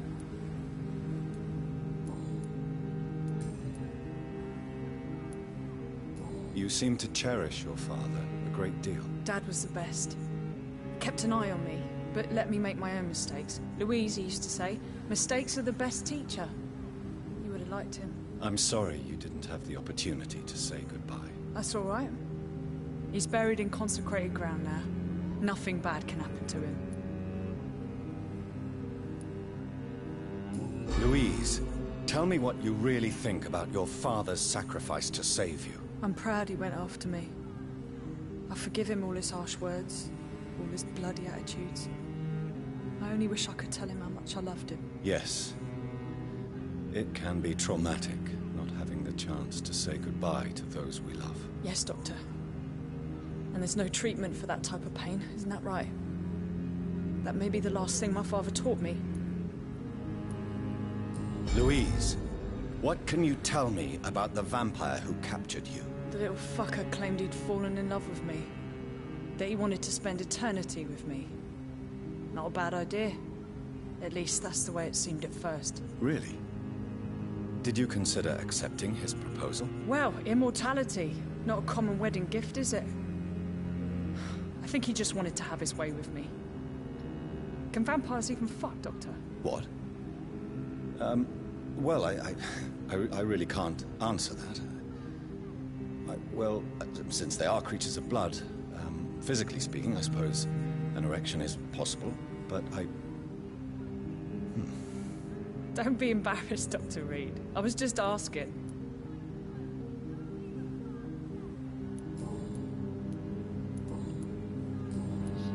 Was that that is the first time I have ever seen my Johnny boy flossing. Holy shit. Damn. Goodbye, Miss Teasdale, and be careful. Until we meet again. It's always been your house, Dad. Not mine. Between men and women. You're still. Give her a rest. Sorry, that was a bit loud. My voice broke for a bit.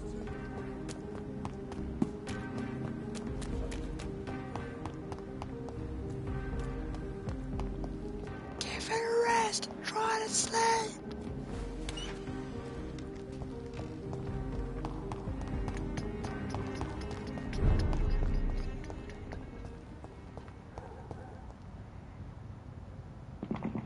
Ooh.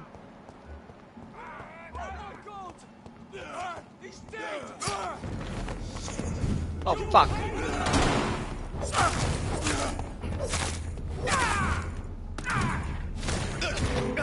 Oh shit, hello.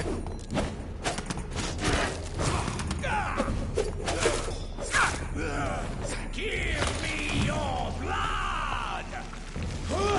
Blood. Yeah, get him! Get him! Hey, we did it together! You're a bastard! Traitorous little fucker!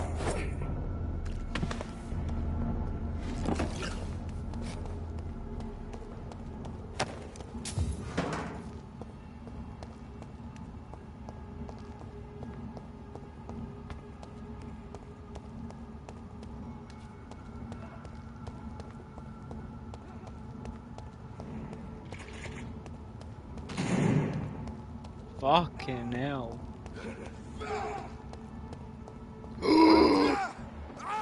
Fight for this!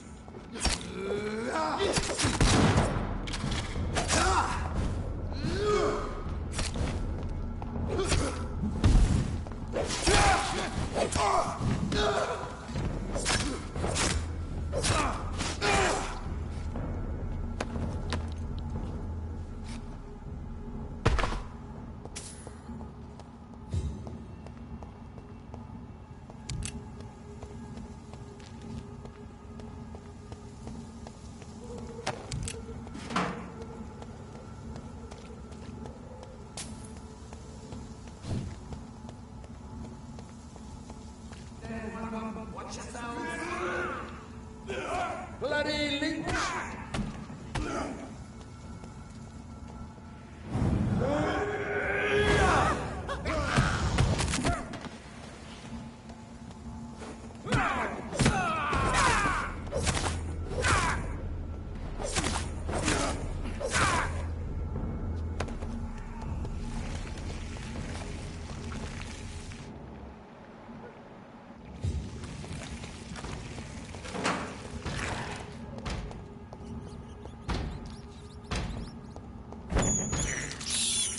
I have this first. I'm sure Kaloon Russell has no interest in such a conventional menu.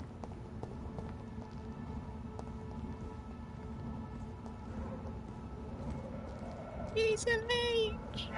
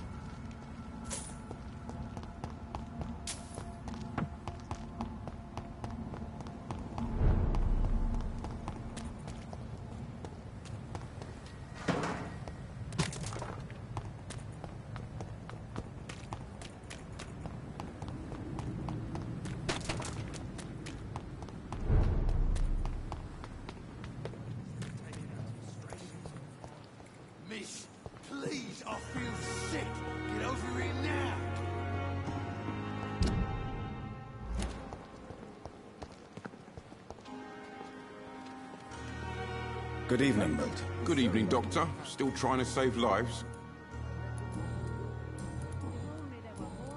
I'd like... Wise choice, Doctor. More determination.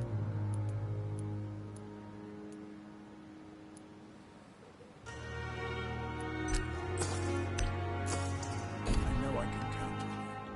I wish I could say the same for the others. You look ex... Good evening, Dr. Tibbins. Dr. Reed, any good news to share?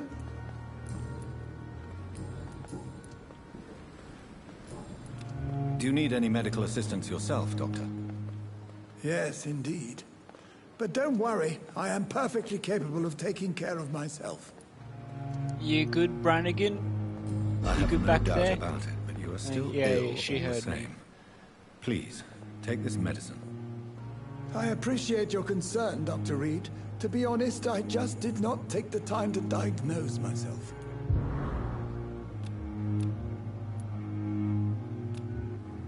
Goodbye, Dr. Okay, who else? We need Mortimer. I think Clay's fine. Yeah, Mortimer, Strickland, and Howcroft.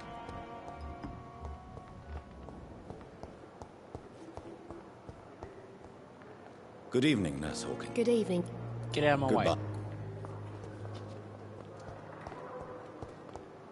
Get out of my way.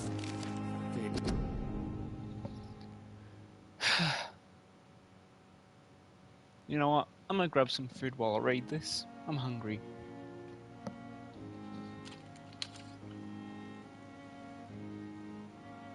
Miss, I feel sick. Get over it now.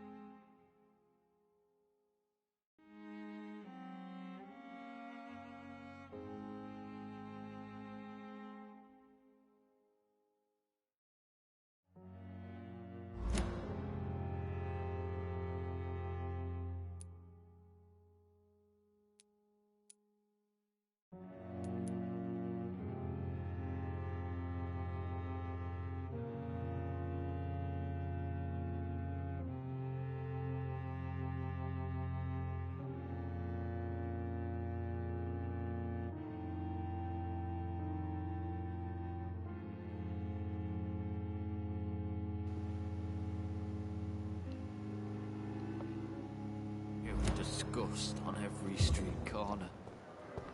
The daily routine.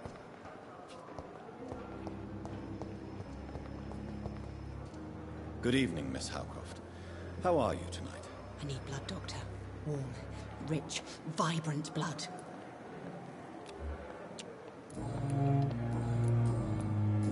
Do you require my services, Miss Howcroft? My condition cannot be understood by you, mortal. This curse is beyond your science. Well, until the day science finally admits failure, please accept this little contribution. Thank you, Doctor. Your efforts are admirable, though laughable. I'll leave you, Mistress of the Dark, to your nocturnal activities.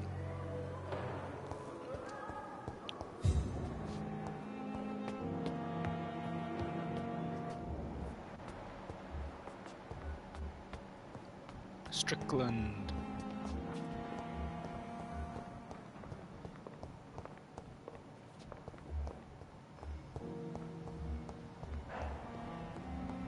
And more. Wait, damn it. Blaming me will not further your agenda, sir. How long is it going to take to fix me properly? A month? A year? You have the right to disapprove of our methods, and you will kindly apologize when you're feeling better. Don't waste your time with me. Good evening, Dr. Strickland. And good evening to you, Dr. Reed. Can I be of any help?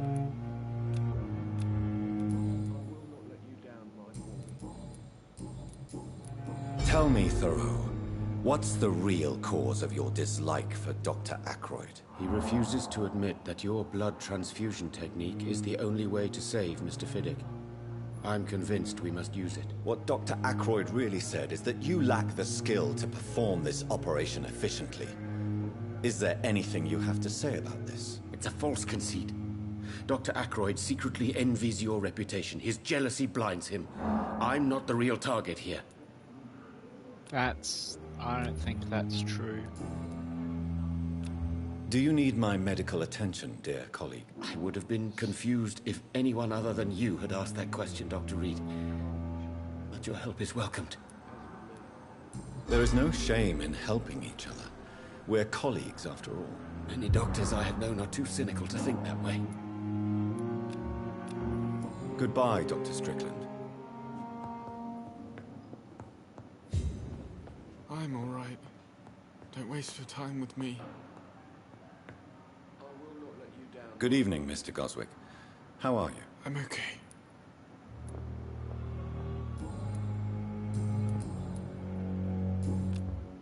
Do you need any help? I'm afraid I may, sir. I don't mean to be a burden. You are not a burden, sir. And you have my gratitude. I have to go now, sir. I'm all right. Don't waste your time with me. Falling apart. But in the circumstances, I'm willing to give you the benefit of the doubt.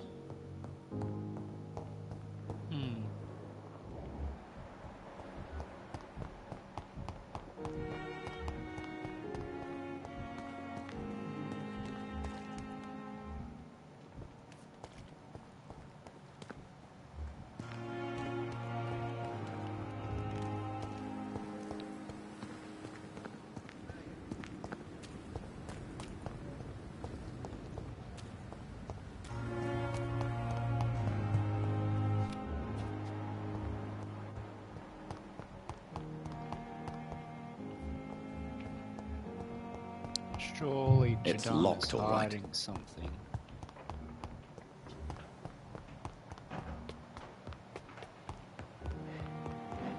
Here we go.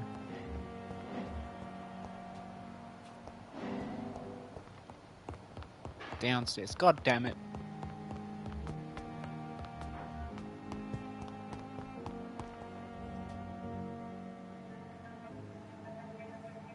You don't mind if I search your pockets, do you, sir? You won't need any of these anyway. I'm not stealing from you, mister. I'm only redistributing your belongings to people who need them more than you. You see, no one has claimed your body, sir, so it would be such a shame to bury you with your valuables. I will not forget you, sir. And I thank you for your generous donation.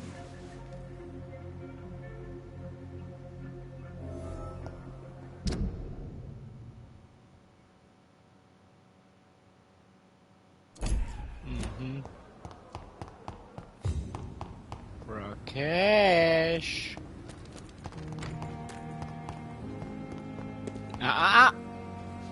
Good evening, Dr. Reed. Such a pleasure to see you again.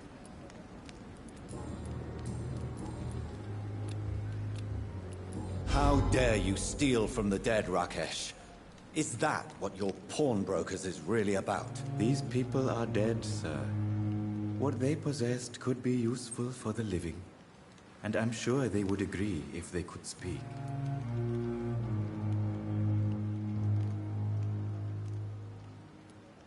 You should show respect for the dead. What about their loved ones who may treasure these items you sell? The bodies I watch over are the unwanted and undesired, sir. I would never deprive anyone of their family artifacts. Please show me. Of course. It's...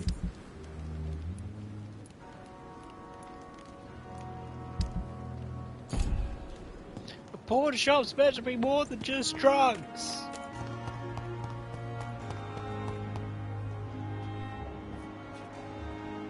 Okay, so in a tiny little corner, there's supposed to be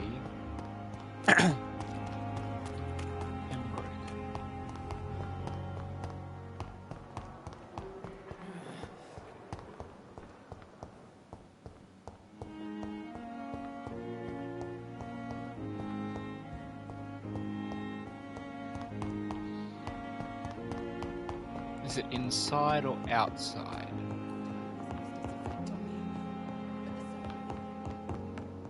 It's locked, all right.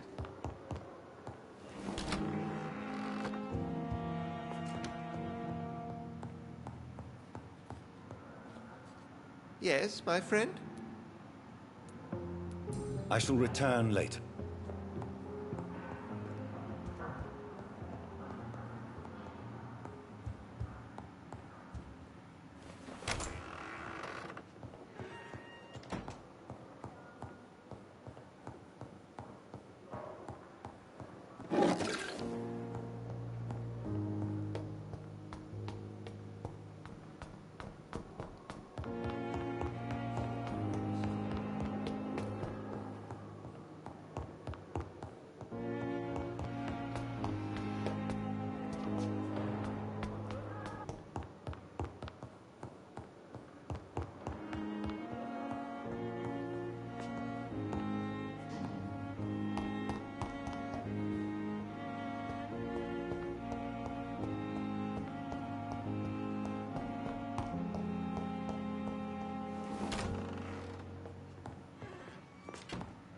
It's locked. It's locked, all right. It's locked.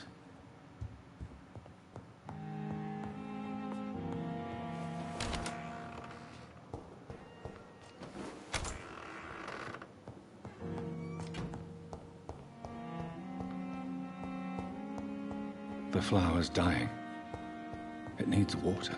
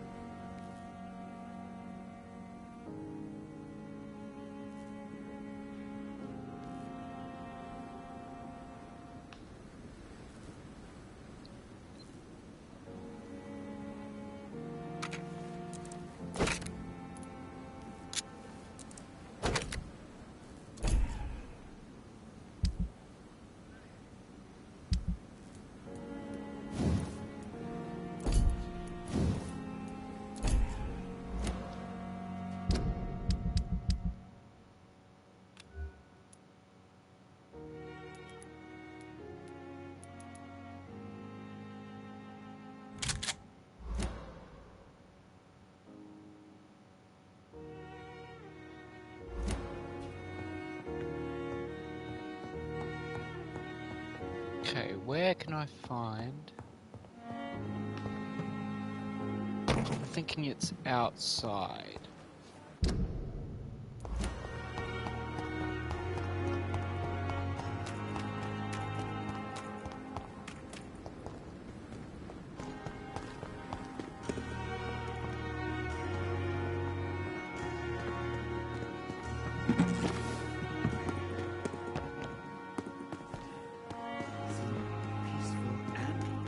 It's locked, all right.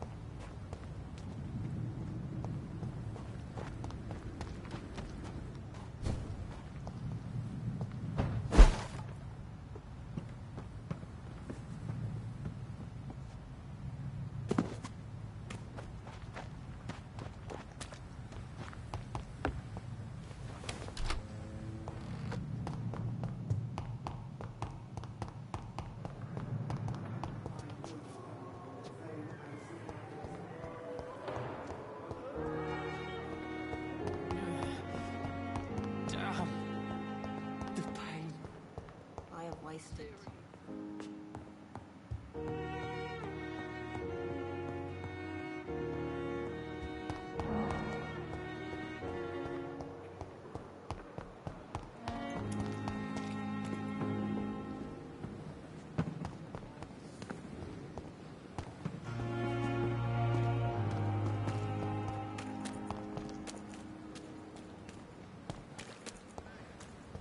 Is this supposed to be an hospital?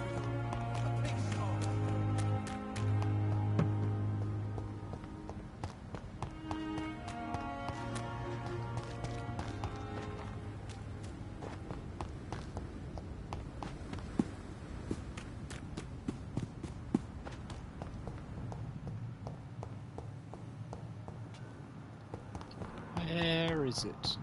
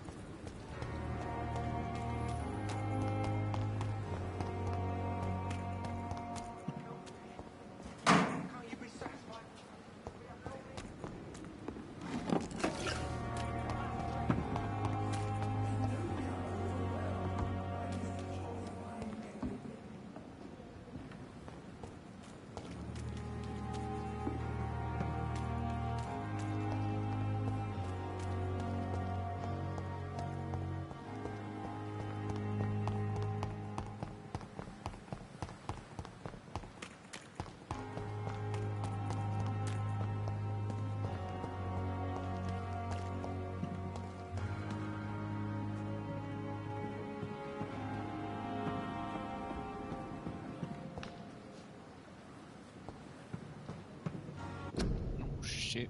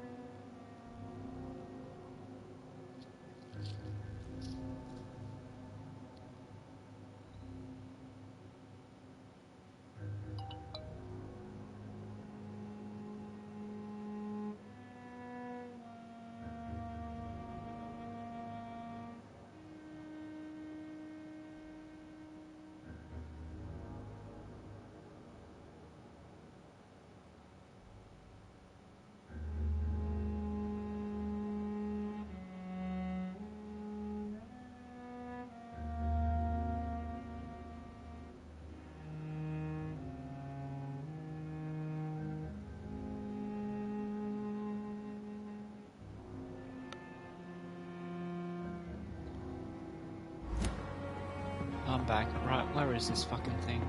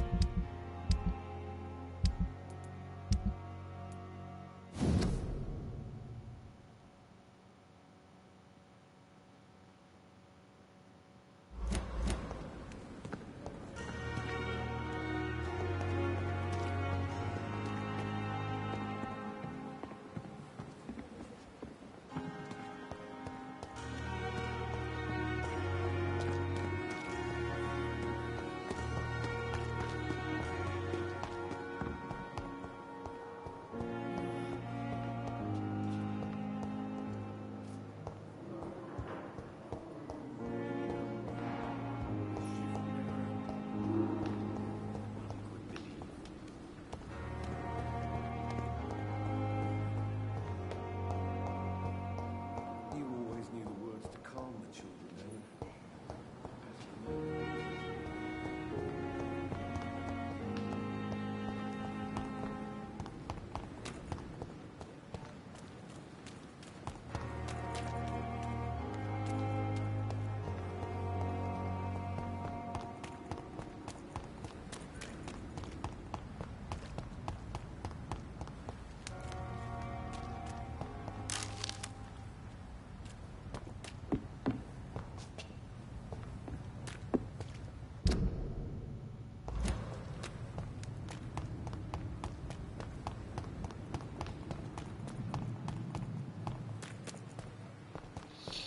Ah, come on.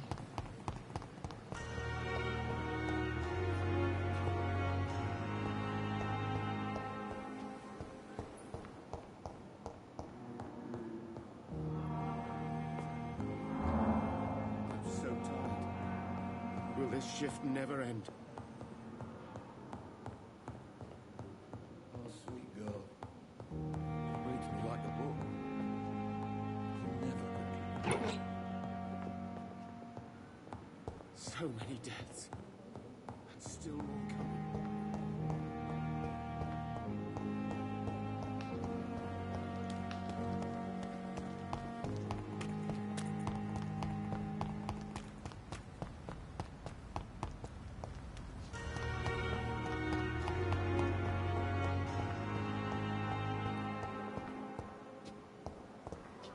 It's locked.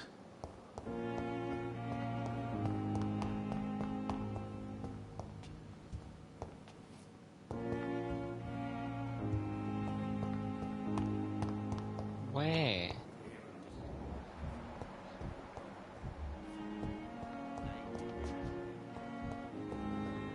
Okay, it's not in here.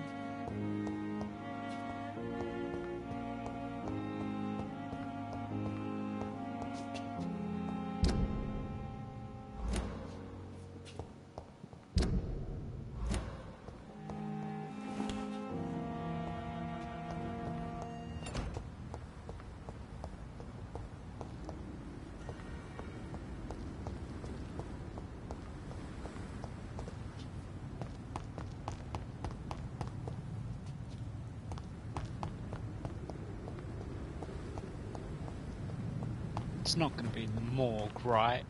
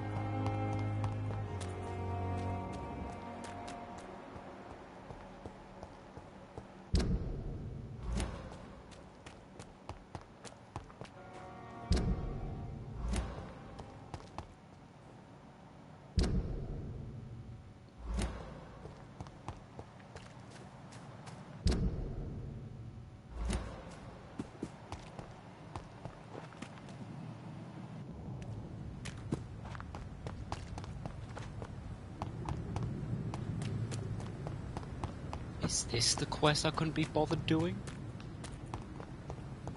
Because, like, where do you expect me to go? The Pembroke. I'm here at the Pembroke. But where would he have put the thing? Just a dozen years or so.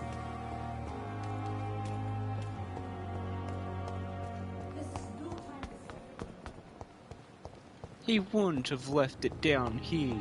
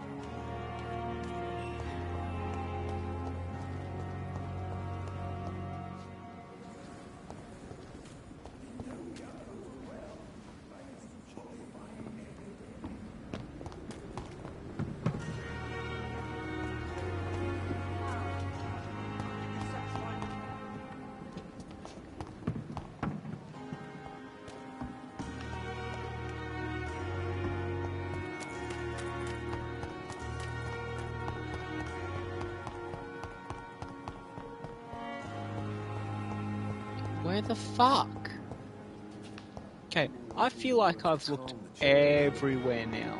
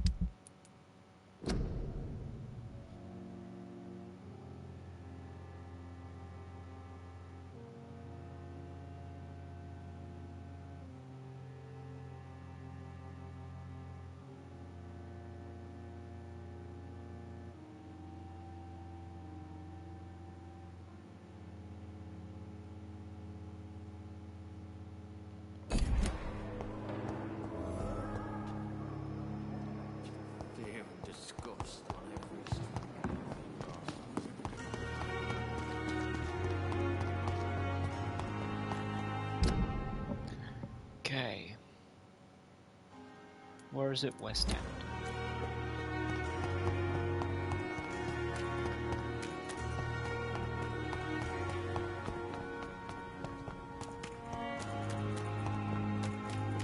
So many rats in the streets. Is that it? I the lucky one. Is that it?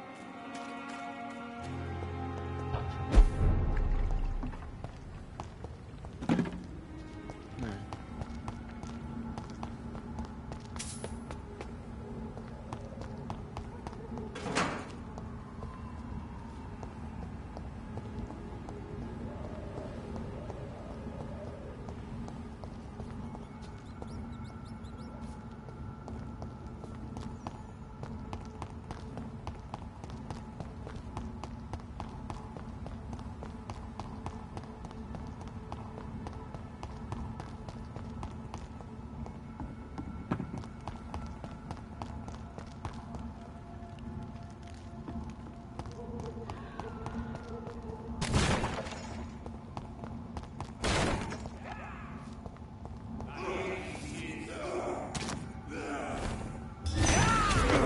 Bastard! I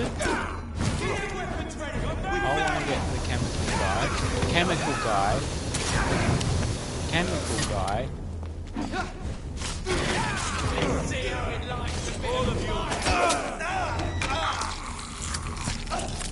Get off me.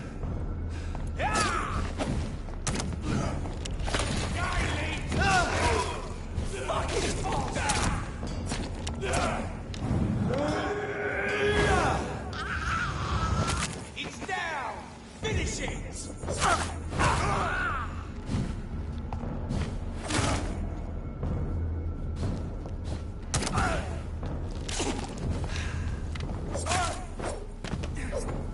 Oh, that was easy.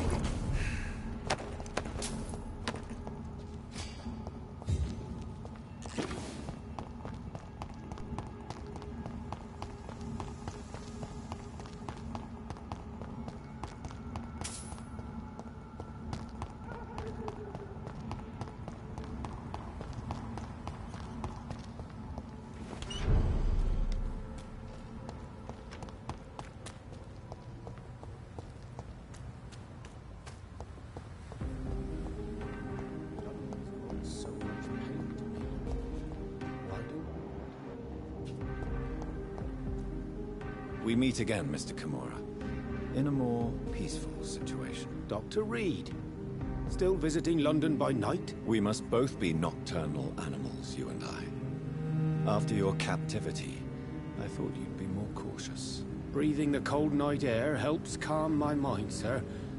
I've had the most frightening nightmares since I escaped that filthy jail.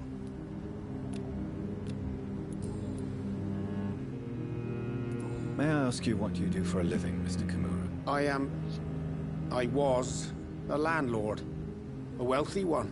And not a very kind one, I realized recently. Why this sudden epiphany? Is it because of your near-death experience? I was already feeling nostalgic about Weymouth, my hometown.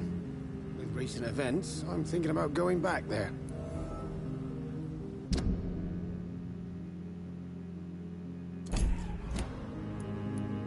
How is the situation in the West End? I've heard rumors about armed men patrolling and fighting infected citizens in these very streets. I was lucky they didn't shoot me when I was abducted.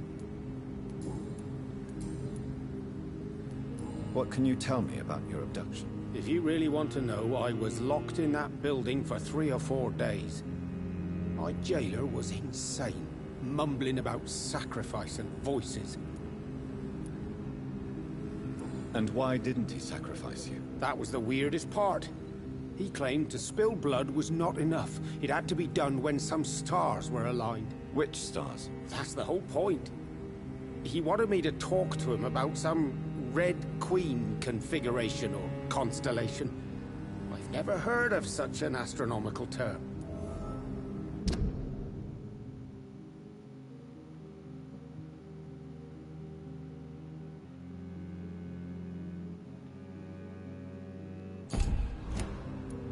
What did he say about voices? He constantly whined about the voice of his master, ordering him to do terrible things. He wanted to silence the voice by offering blood. My blood. Why are you so nostalgic for your hometown, Tadao? I was focused so much on making money, I almost forgot that my relatives and friends are threatened by this epidemic. Have you heard anything from your family? I was not only a bad landlord, I was also a bad husband. I've not seen my wife and son for years. Busy, busy, busy. At least now you're ready to go back and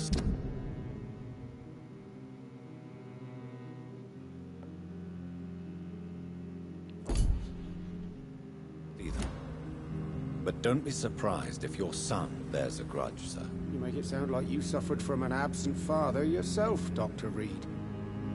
Well, I'll keep your warning in mind. Have you no friends at all? Over the years, I'm afraid my greed turned me into my friend's adversary, while I became friends with my professional rivals. Those you grew up with didn't share your views on money and success. Would you believe I was once a member of poetry circles and an astronomy club? We were young, such joyful dreamers then. But I stopped laughing long ago. Can you change? And is it what you really want? If so, It must come from within, not without. I've seen what an altruistic gesture can do. Nothing forced you to save me, Dr. Reed, but you did. I will follow your example in these matters from now on.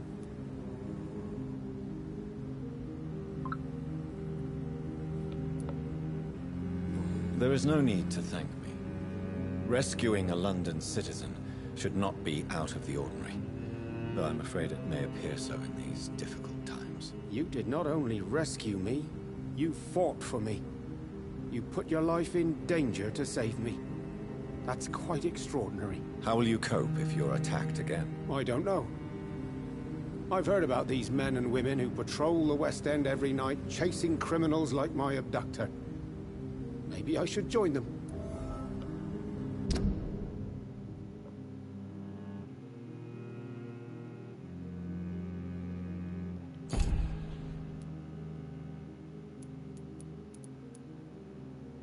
Oh, hey, I haven't technically spoken to Carol yet, but I've met everyone except who I'm assuming is Lord Redgrave.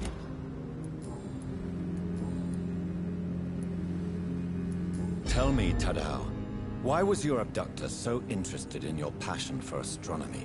I don't know. We met a few times at the Royal Greenwich Observatory. He seemed to share my hobby. Then he invited me to his house and locked me in. Yes, astronomy is a fascinating subject.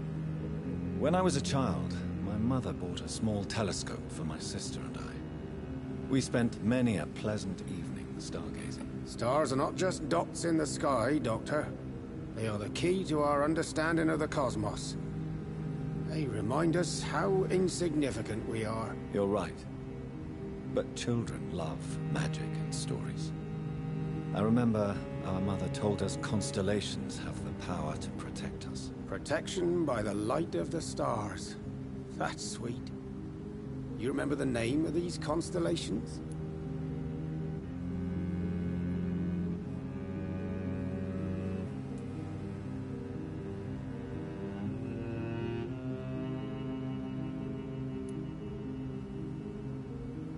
Draco.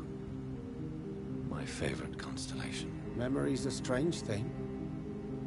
I can recite without hesitation the names of the 88 constellations. Yet I barely remember my own childhood. Did he fake his interest in astronomy to get close to you? No.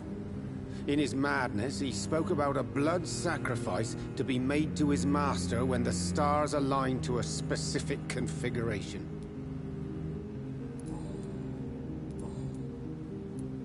Goodbye, Mr. Kimura. Take care. London has brought so much pain to me. Why don't I want to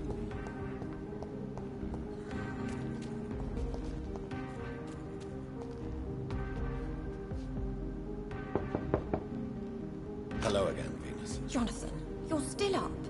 Can't you just knock at people's doors during the day? Forgive me. With the epidemic, I'll tell you what. Come back to...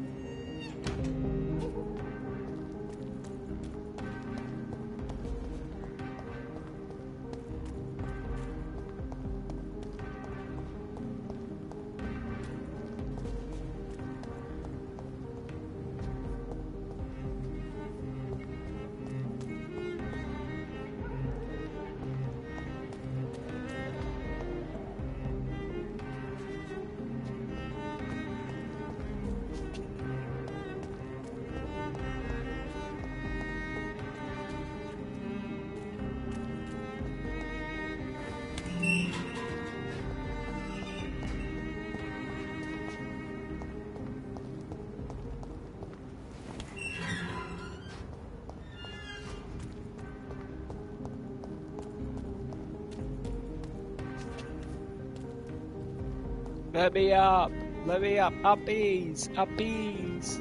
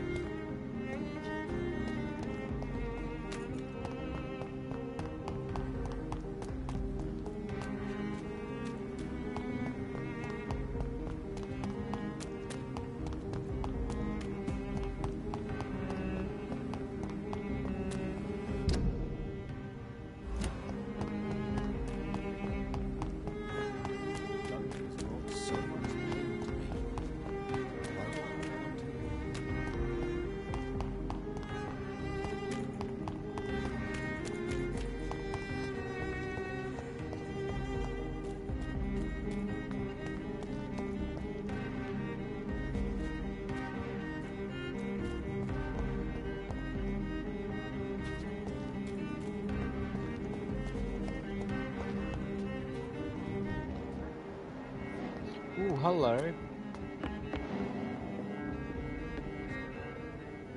You give me no other choice, Clarence. Yes, my love, it's a new tea I bought. Not too bitter for your taste, I hope. Drink your tea, my love. Drink it to the last drop. And shut your damn trap for good. Holy shit!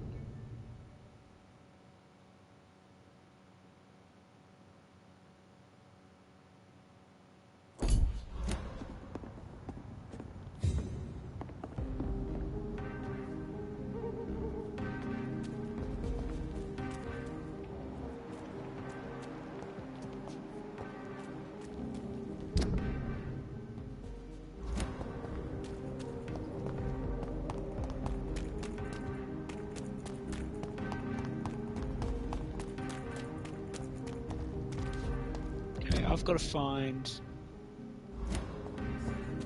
my buddy. Yep, dude.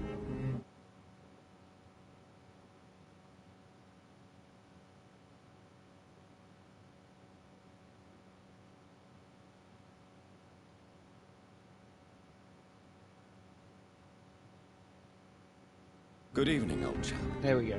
Are you all right? I won't lie to you, Johnny. I'm not a well man.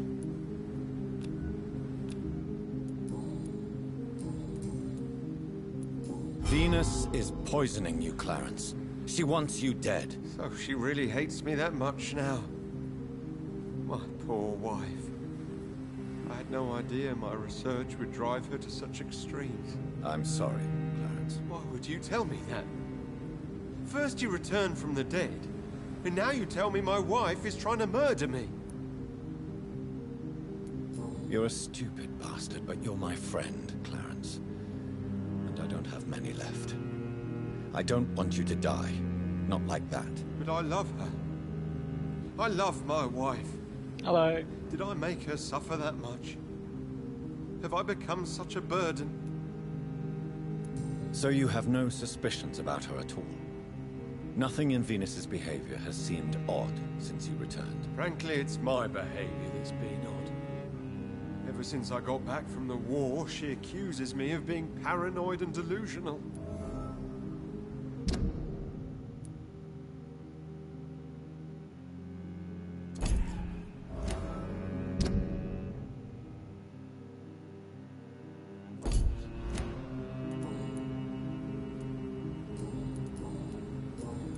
You need some rest, Clarence.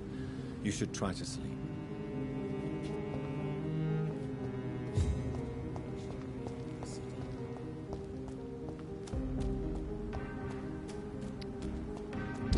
Let's go a different quest since that one's...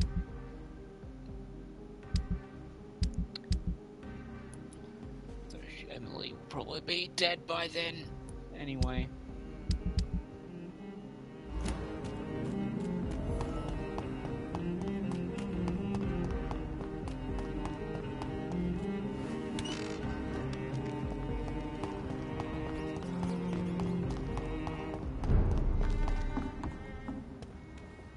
Yeah, good, how are you?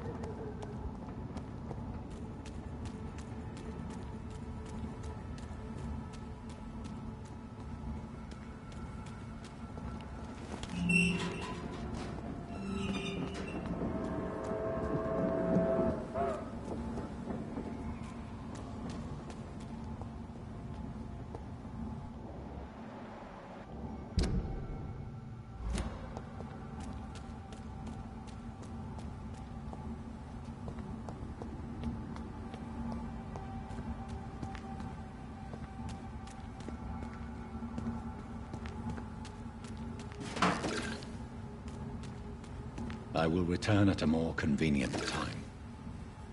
What do you mean?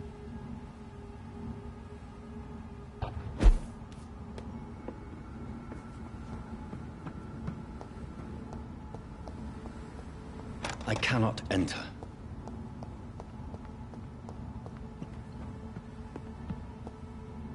That took a while.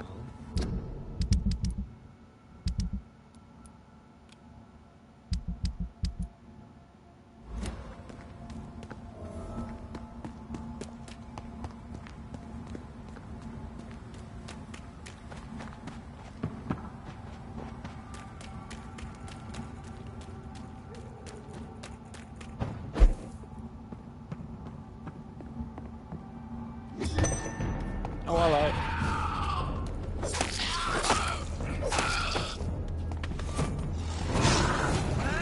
What the fuck? What the fuck?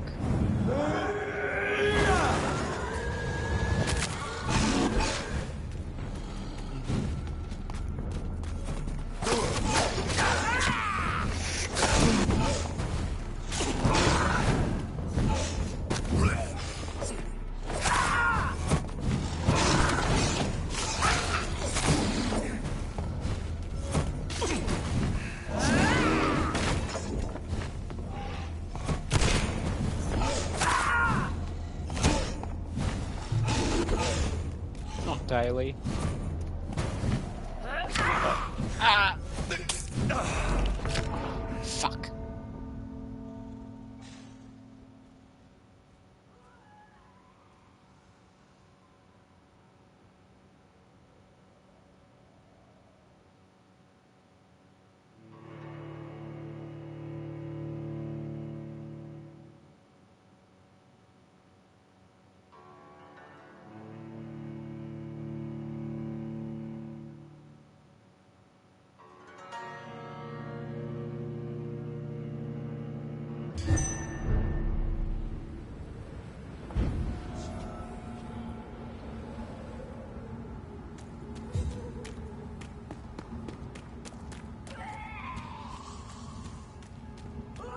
Yeah, I do.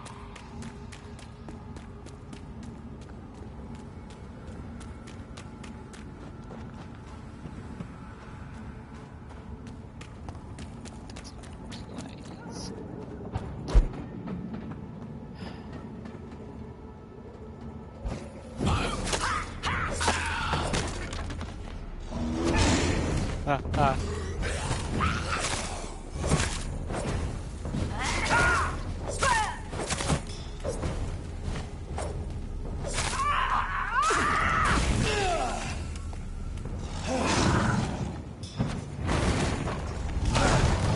You're joking! That's really bad!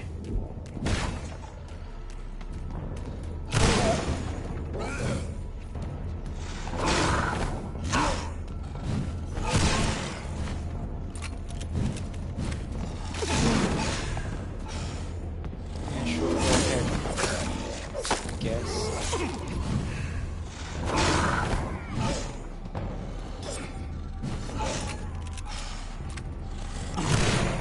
Oh, you bastard.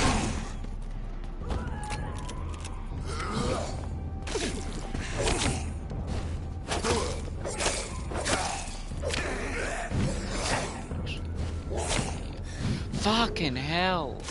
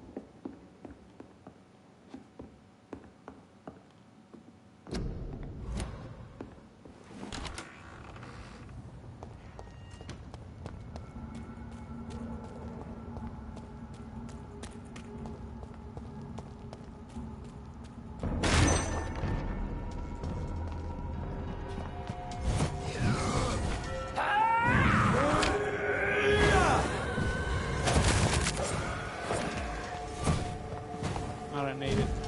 Thanks for the offer.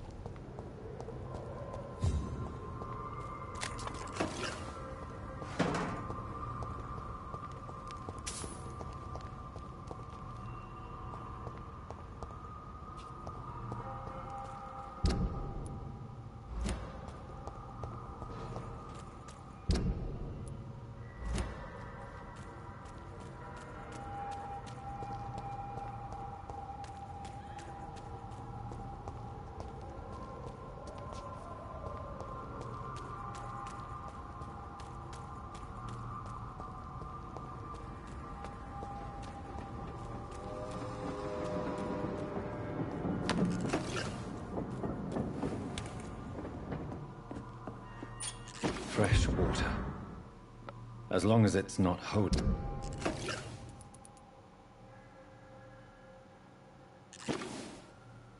Water. I may find some use for it.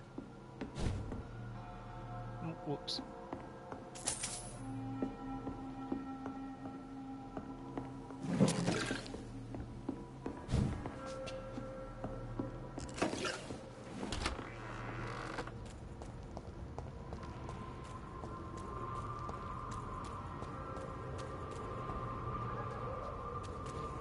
I've already answered.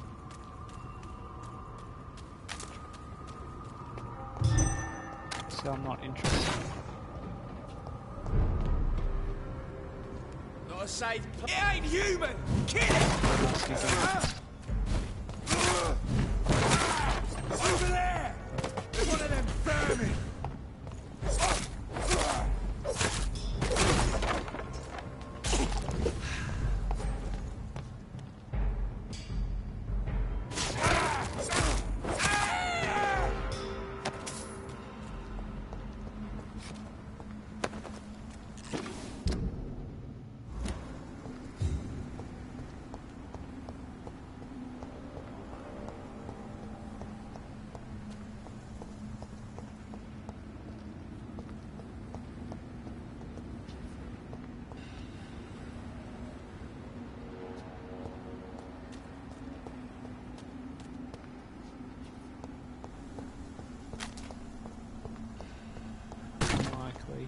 Sorry, buddy.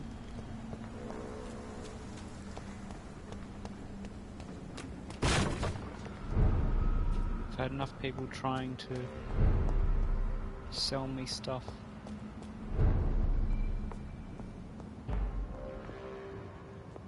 This is no place for you, sir.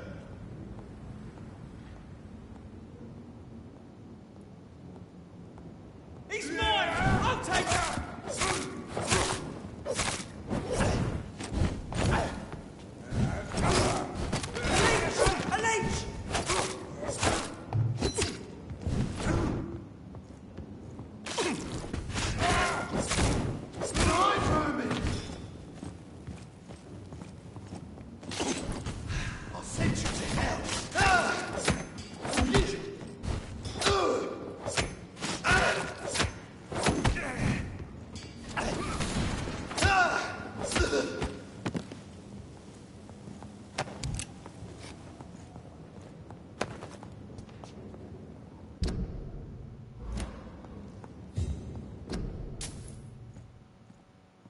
A restaurant where the guests are blindfolded before being seated.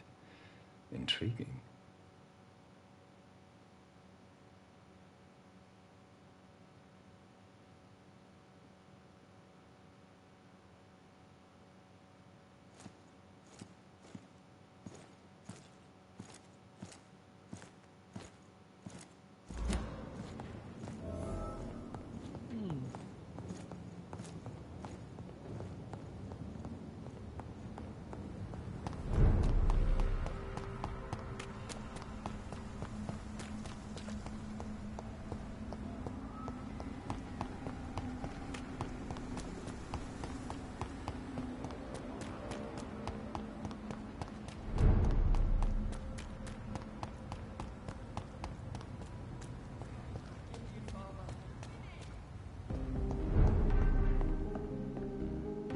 Good evening, Dr. Reed. A great night, what?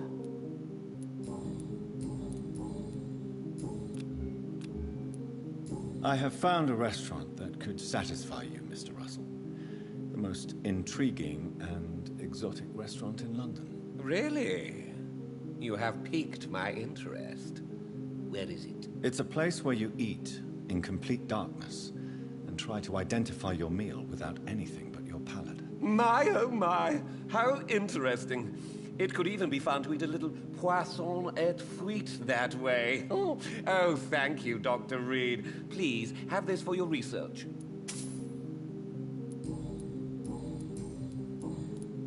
I may have a look at your goods, Mr. Russell.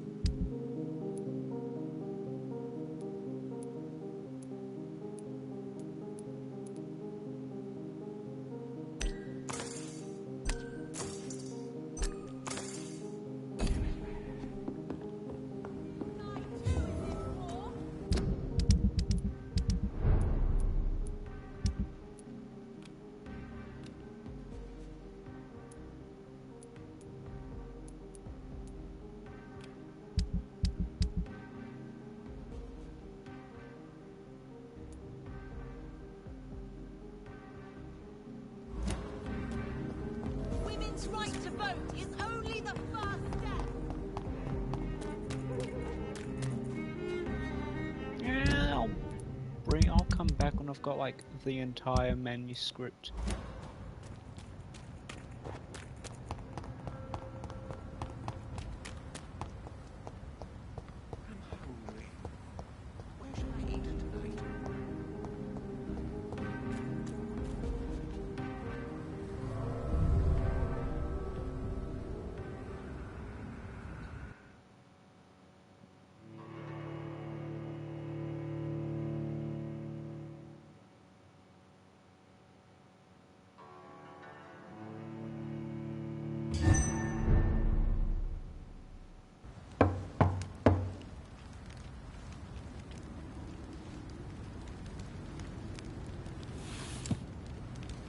Do you know where you are standing right now? In front of the Ascalon Club, I presume. The Ascalon Club only summons or ostracizes. What is your business tonight? I received an invitation. I'm Dr. Jonathan Reed.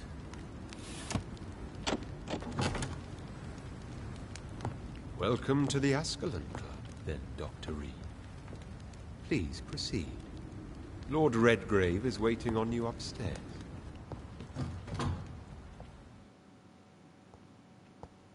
Had a bit of a confrontation, have we? Welcome to the Ascalon Club, then, Dr. Reed. There has been quite a battle here.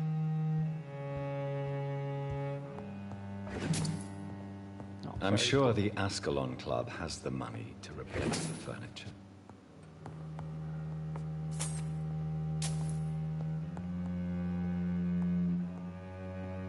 Welcome to the Ascalon Club, then, Dr. Reed.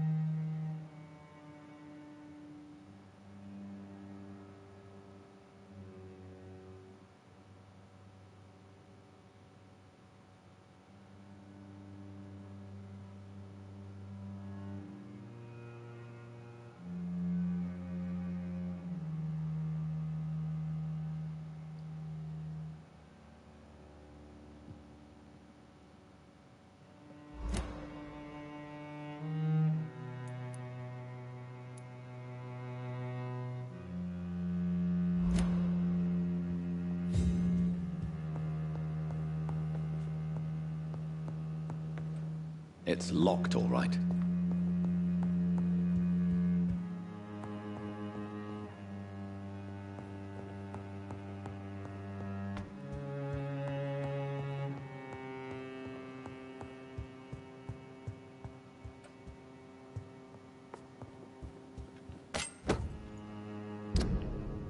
Dagger, that's a letter opener.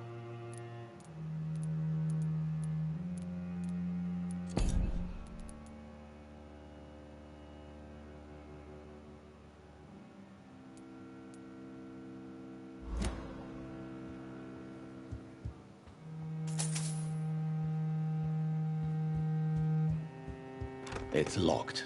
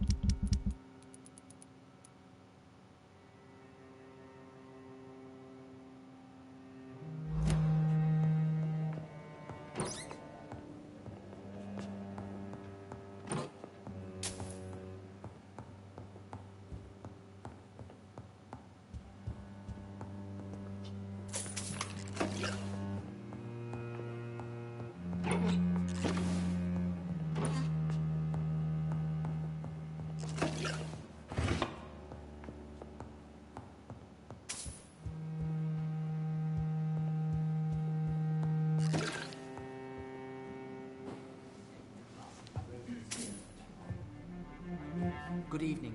We repel the intruders for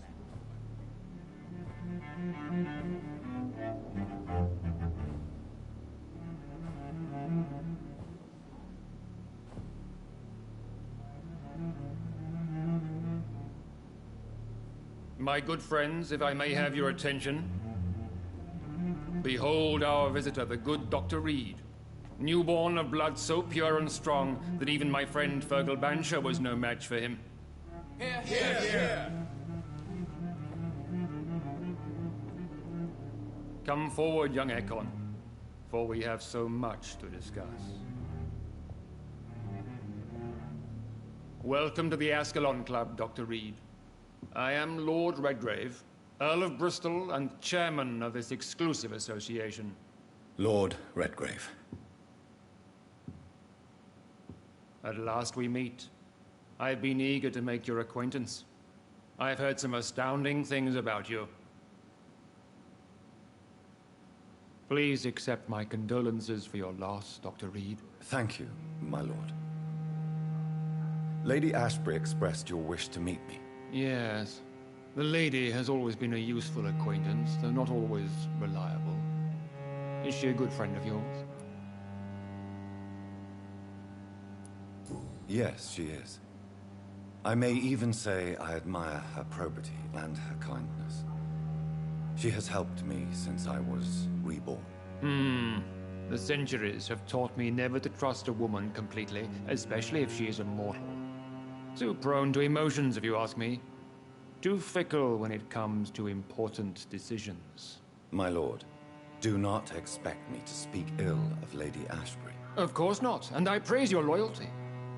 Would you offer the same fidelity to the Empire? What do you mean? I speak of the Skull Plague that threatens London and the country. You have been on the front line in the East End, but the time has come to open up a second front here. The epidemic has escaped the quarantine. You have new cases of the outbreak. We don't know for certain, but we cannot allow the disease to threaten the prominent heads of Great Britain.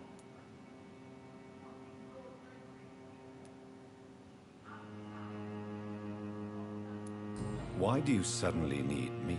The Ascalon Club only recruits the best, and you definitely fit the bill. Your scientific and medical reputation alone would qualify you as a candidate. You want me to find possible sources of the outbreak in the West End. Is that it? Ah, straight to the point, like all eager newborns. We shall have time to talk about all this, Dr. Reed, but first, I should like to get to know you better. Talk? Is that the only reason you asked me here? Well, no. I also wanted to meet the intriguing Ekon who made such a powerful progeny of his sister. You have not learned the name of your maker, am I correct?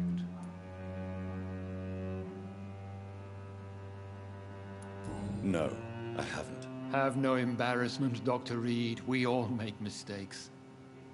But whatever your lineage, you are definitely Ascalon material. What do you mean? I would like you to become a member of the Ascalon Club, and to serve me as such. Before I accept, I have so many questions. Please ask. I killed Fergal, who claimed to be one of yours, sent to cleanse the East End of all skulls. Will his death be an issue? Do not worry. My priorities have changed. Fergal was a zealous servant of mine, but like any servant, he had his limitations and is readily replaced if necessary. What does it mean to be a member of the Ascalon Club? It means that you swear to protect the interests of the Crown, that you become a loyal servant of the British Empire.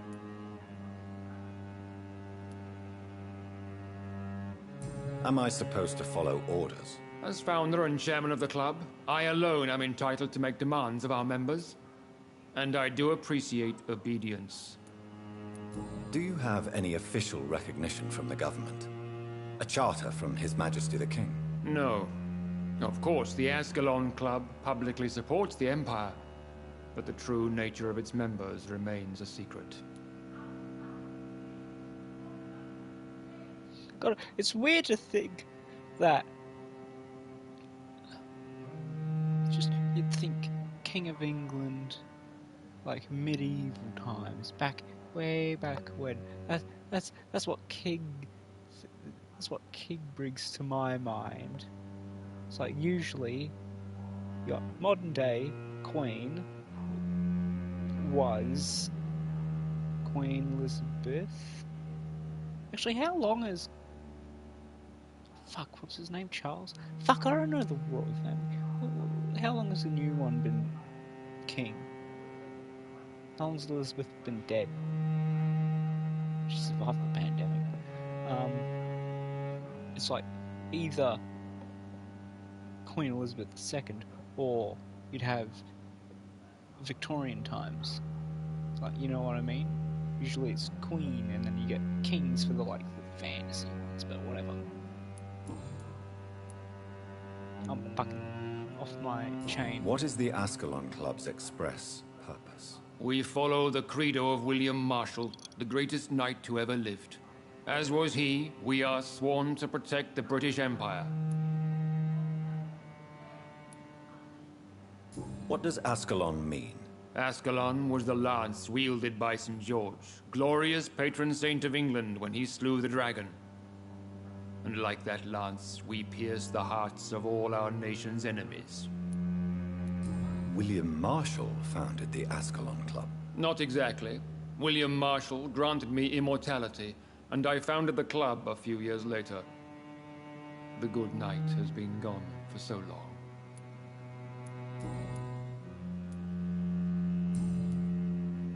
I agree to join the club. This is good news. Good news indeed in these crucial times.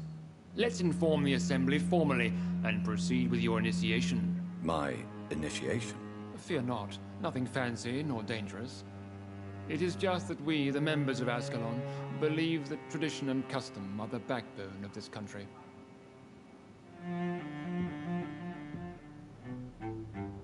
My fellow members, dear friends, please gather and welcome this Ekon as one of our own. Is he worthy? Is his blood pure?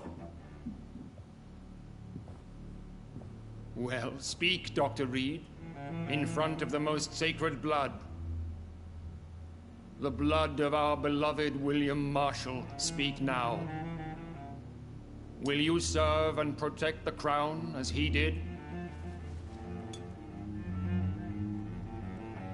Yes, I will. Then, young Ekon, it is time to testify with your blood. It is time to sign the Book of Allegiance.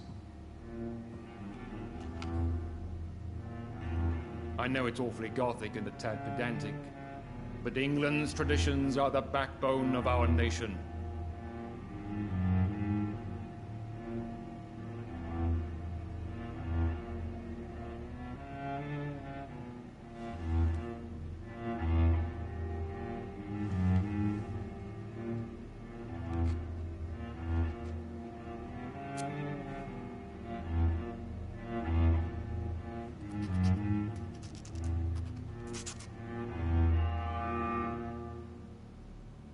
Fucking freak.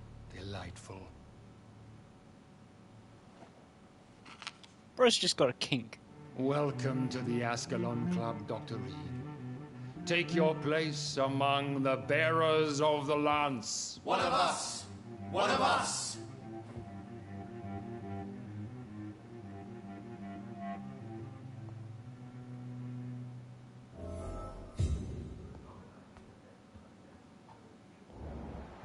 I personally went patrolling last night in the West End, and I spotted at least 2 foreign Ekons. This is an outrage. We shall chase these intruders down. I was chased by a gigantic Good evening, Dr. Reed. How does it feel to be this evening's centerpiece? Figuratively. I feel perfectly fine. Do I have cause for concern? Do not be alarmed. The Ascalon Club has a tried and tested policy for choosing its initiates. May I ask who you are, sir? Why would you be interested? Well, as you seem to be the only man in the room with a beating heart, you draw quite a bit of attention yourself. Ah, Vampire senses never cease to fascinate me. They dwarf those of mere mortals. I am Aloysius Dawson, by the way. And you would be the Pillar. I've got everyone now. Listen, about Crane. It was an accident. It was an accident. Ah, fuck.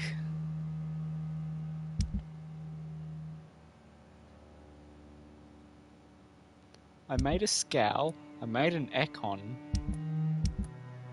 What's gonna happen to these two?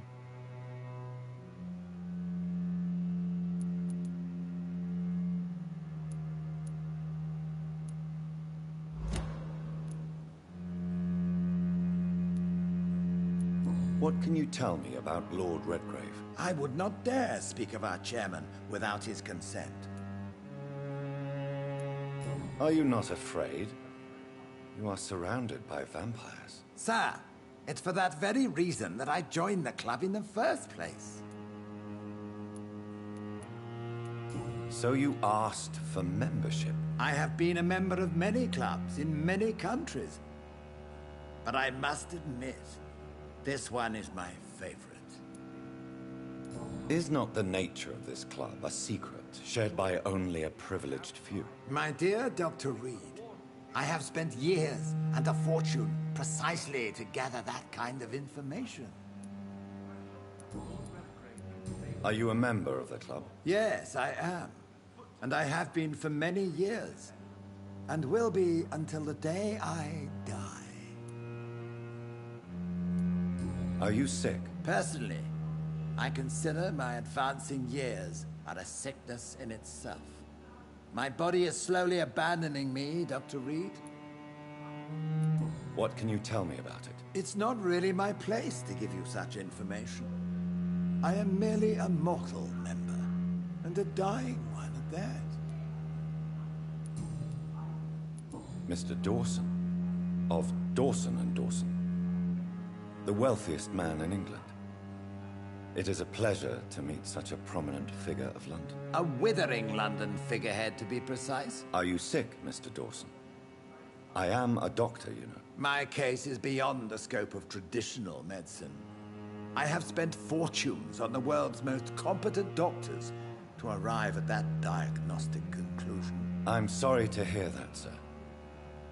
Should I suppose that you're here in search of some form of immortality? Absolutely not. I'm here to implement my plan to save the city I was born in. To cast out the ghastly evil that has us all on our knees. What is the situation like in this part of town? I am sure Lord Redgrave will enlighten you more effectively than I. What do you know about the Guard of Prewell? I should not say this, but I admire their commitment. This is what the nation needs right now. But they are our enemies. They are not mine, Dr. Reed. Would you help them? No. There is a time for such methods. But brute force will not be enough to fight this plague. We have to think differently. Money cannot solve every problem. This mysterious epidemic is going to require more than money can buy. You're right.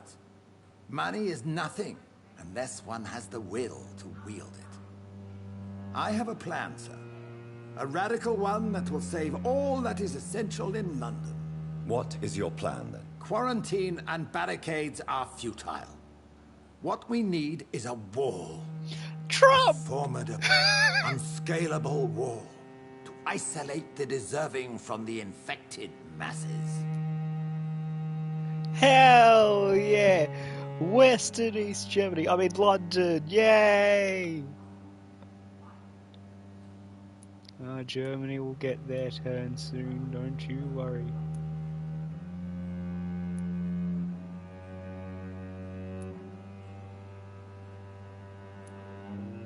Complete isolation has proven effective throughout history, but the death toll has always been a high one. I am glad you understand the concept of necessary sacrifice. Are you not mistaking sacrifice for summary execution? Why do you care? Are you not a vampire? Removed from all mortal concerns? Decisiveness is what the city needs, and it needs it now.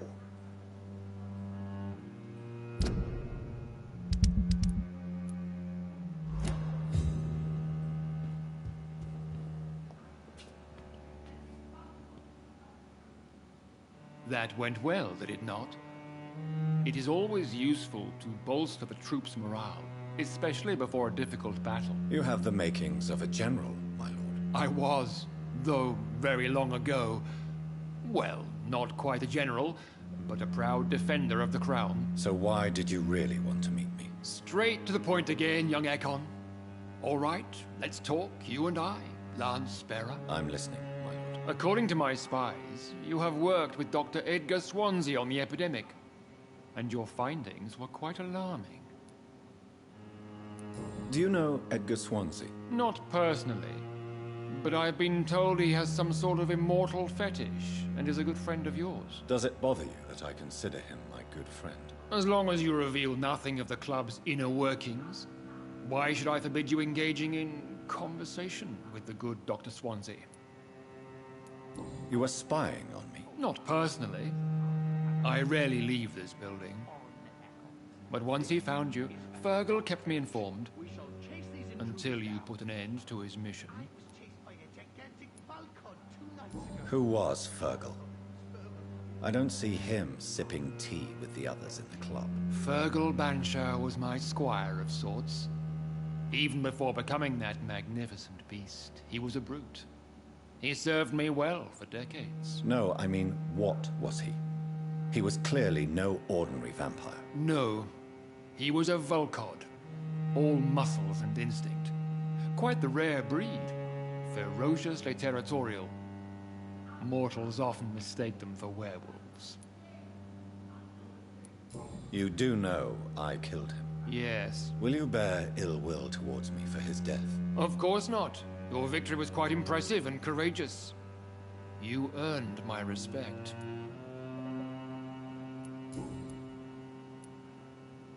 Yes, I'm convinced the recent invasion of frenzied Skulls in London is directly linked to the epidemic. This is not the Spanish flu, but something else. I would be glad to hear more of your discoveries, Dr. Reed, but for now, my main concern is the security of London's inhabitants, both mortal and immortal. What do you mean? Alarmed by the epidemic, the Guard of Prewen has started a war against us British vampires. To appease the situation, we must eradicate the Skulls. Lord Redgrave is outside almost every night coordinating our defenses.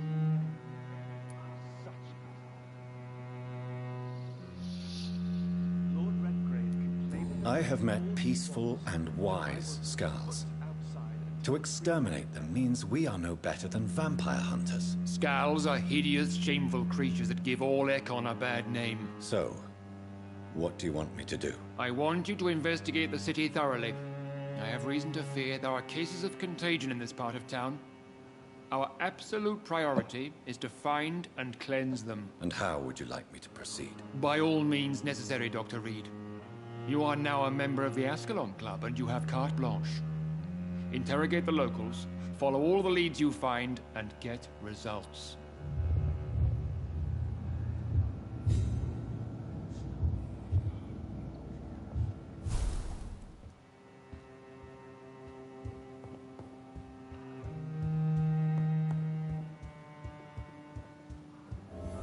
Oh, battery's low.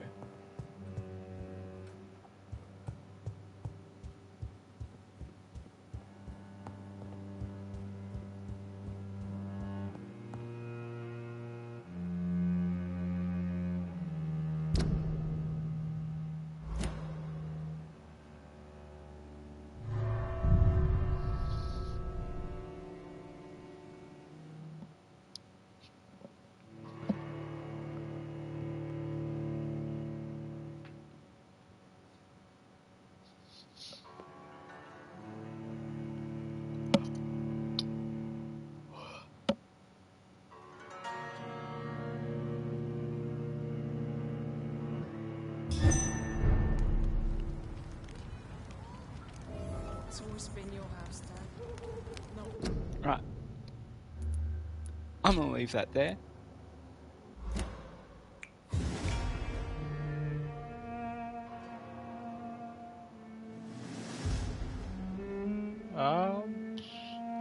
I'll stream. Yeah, I'll be streaming a lot tomorrow.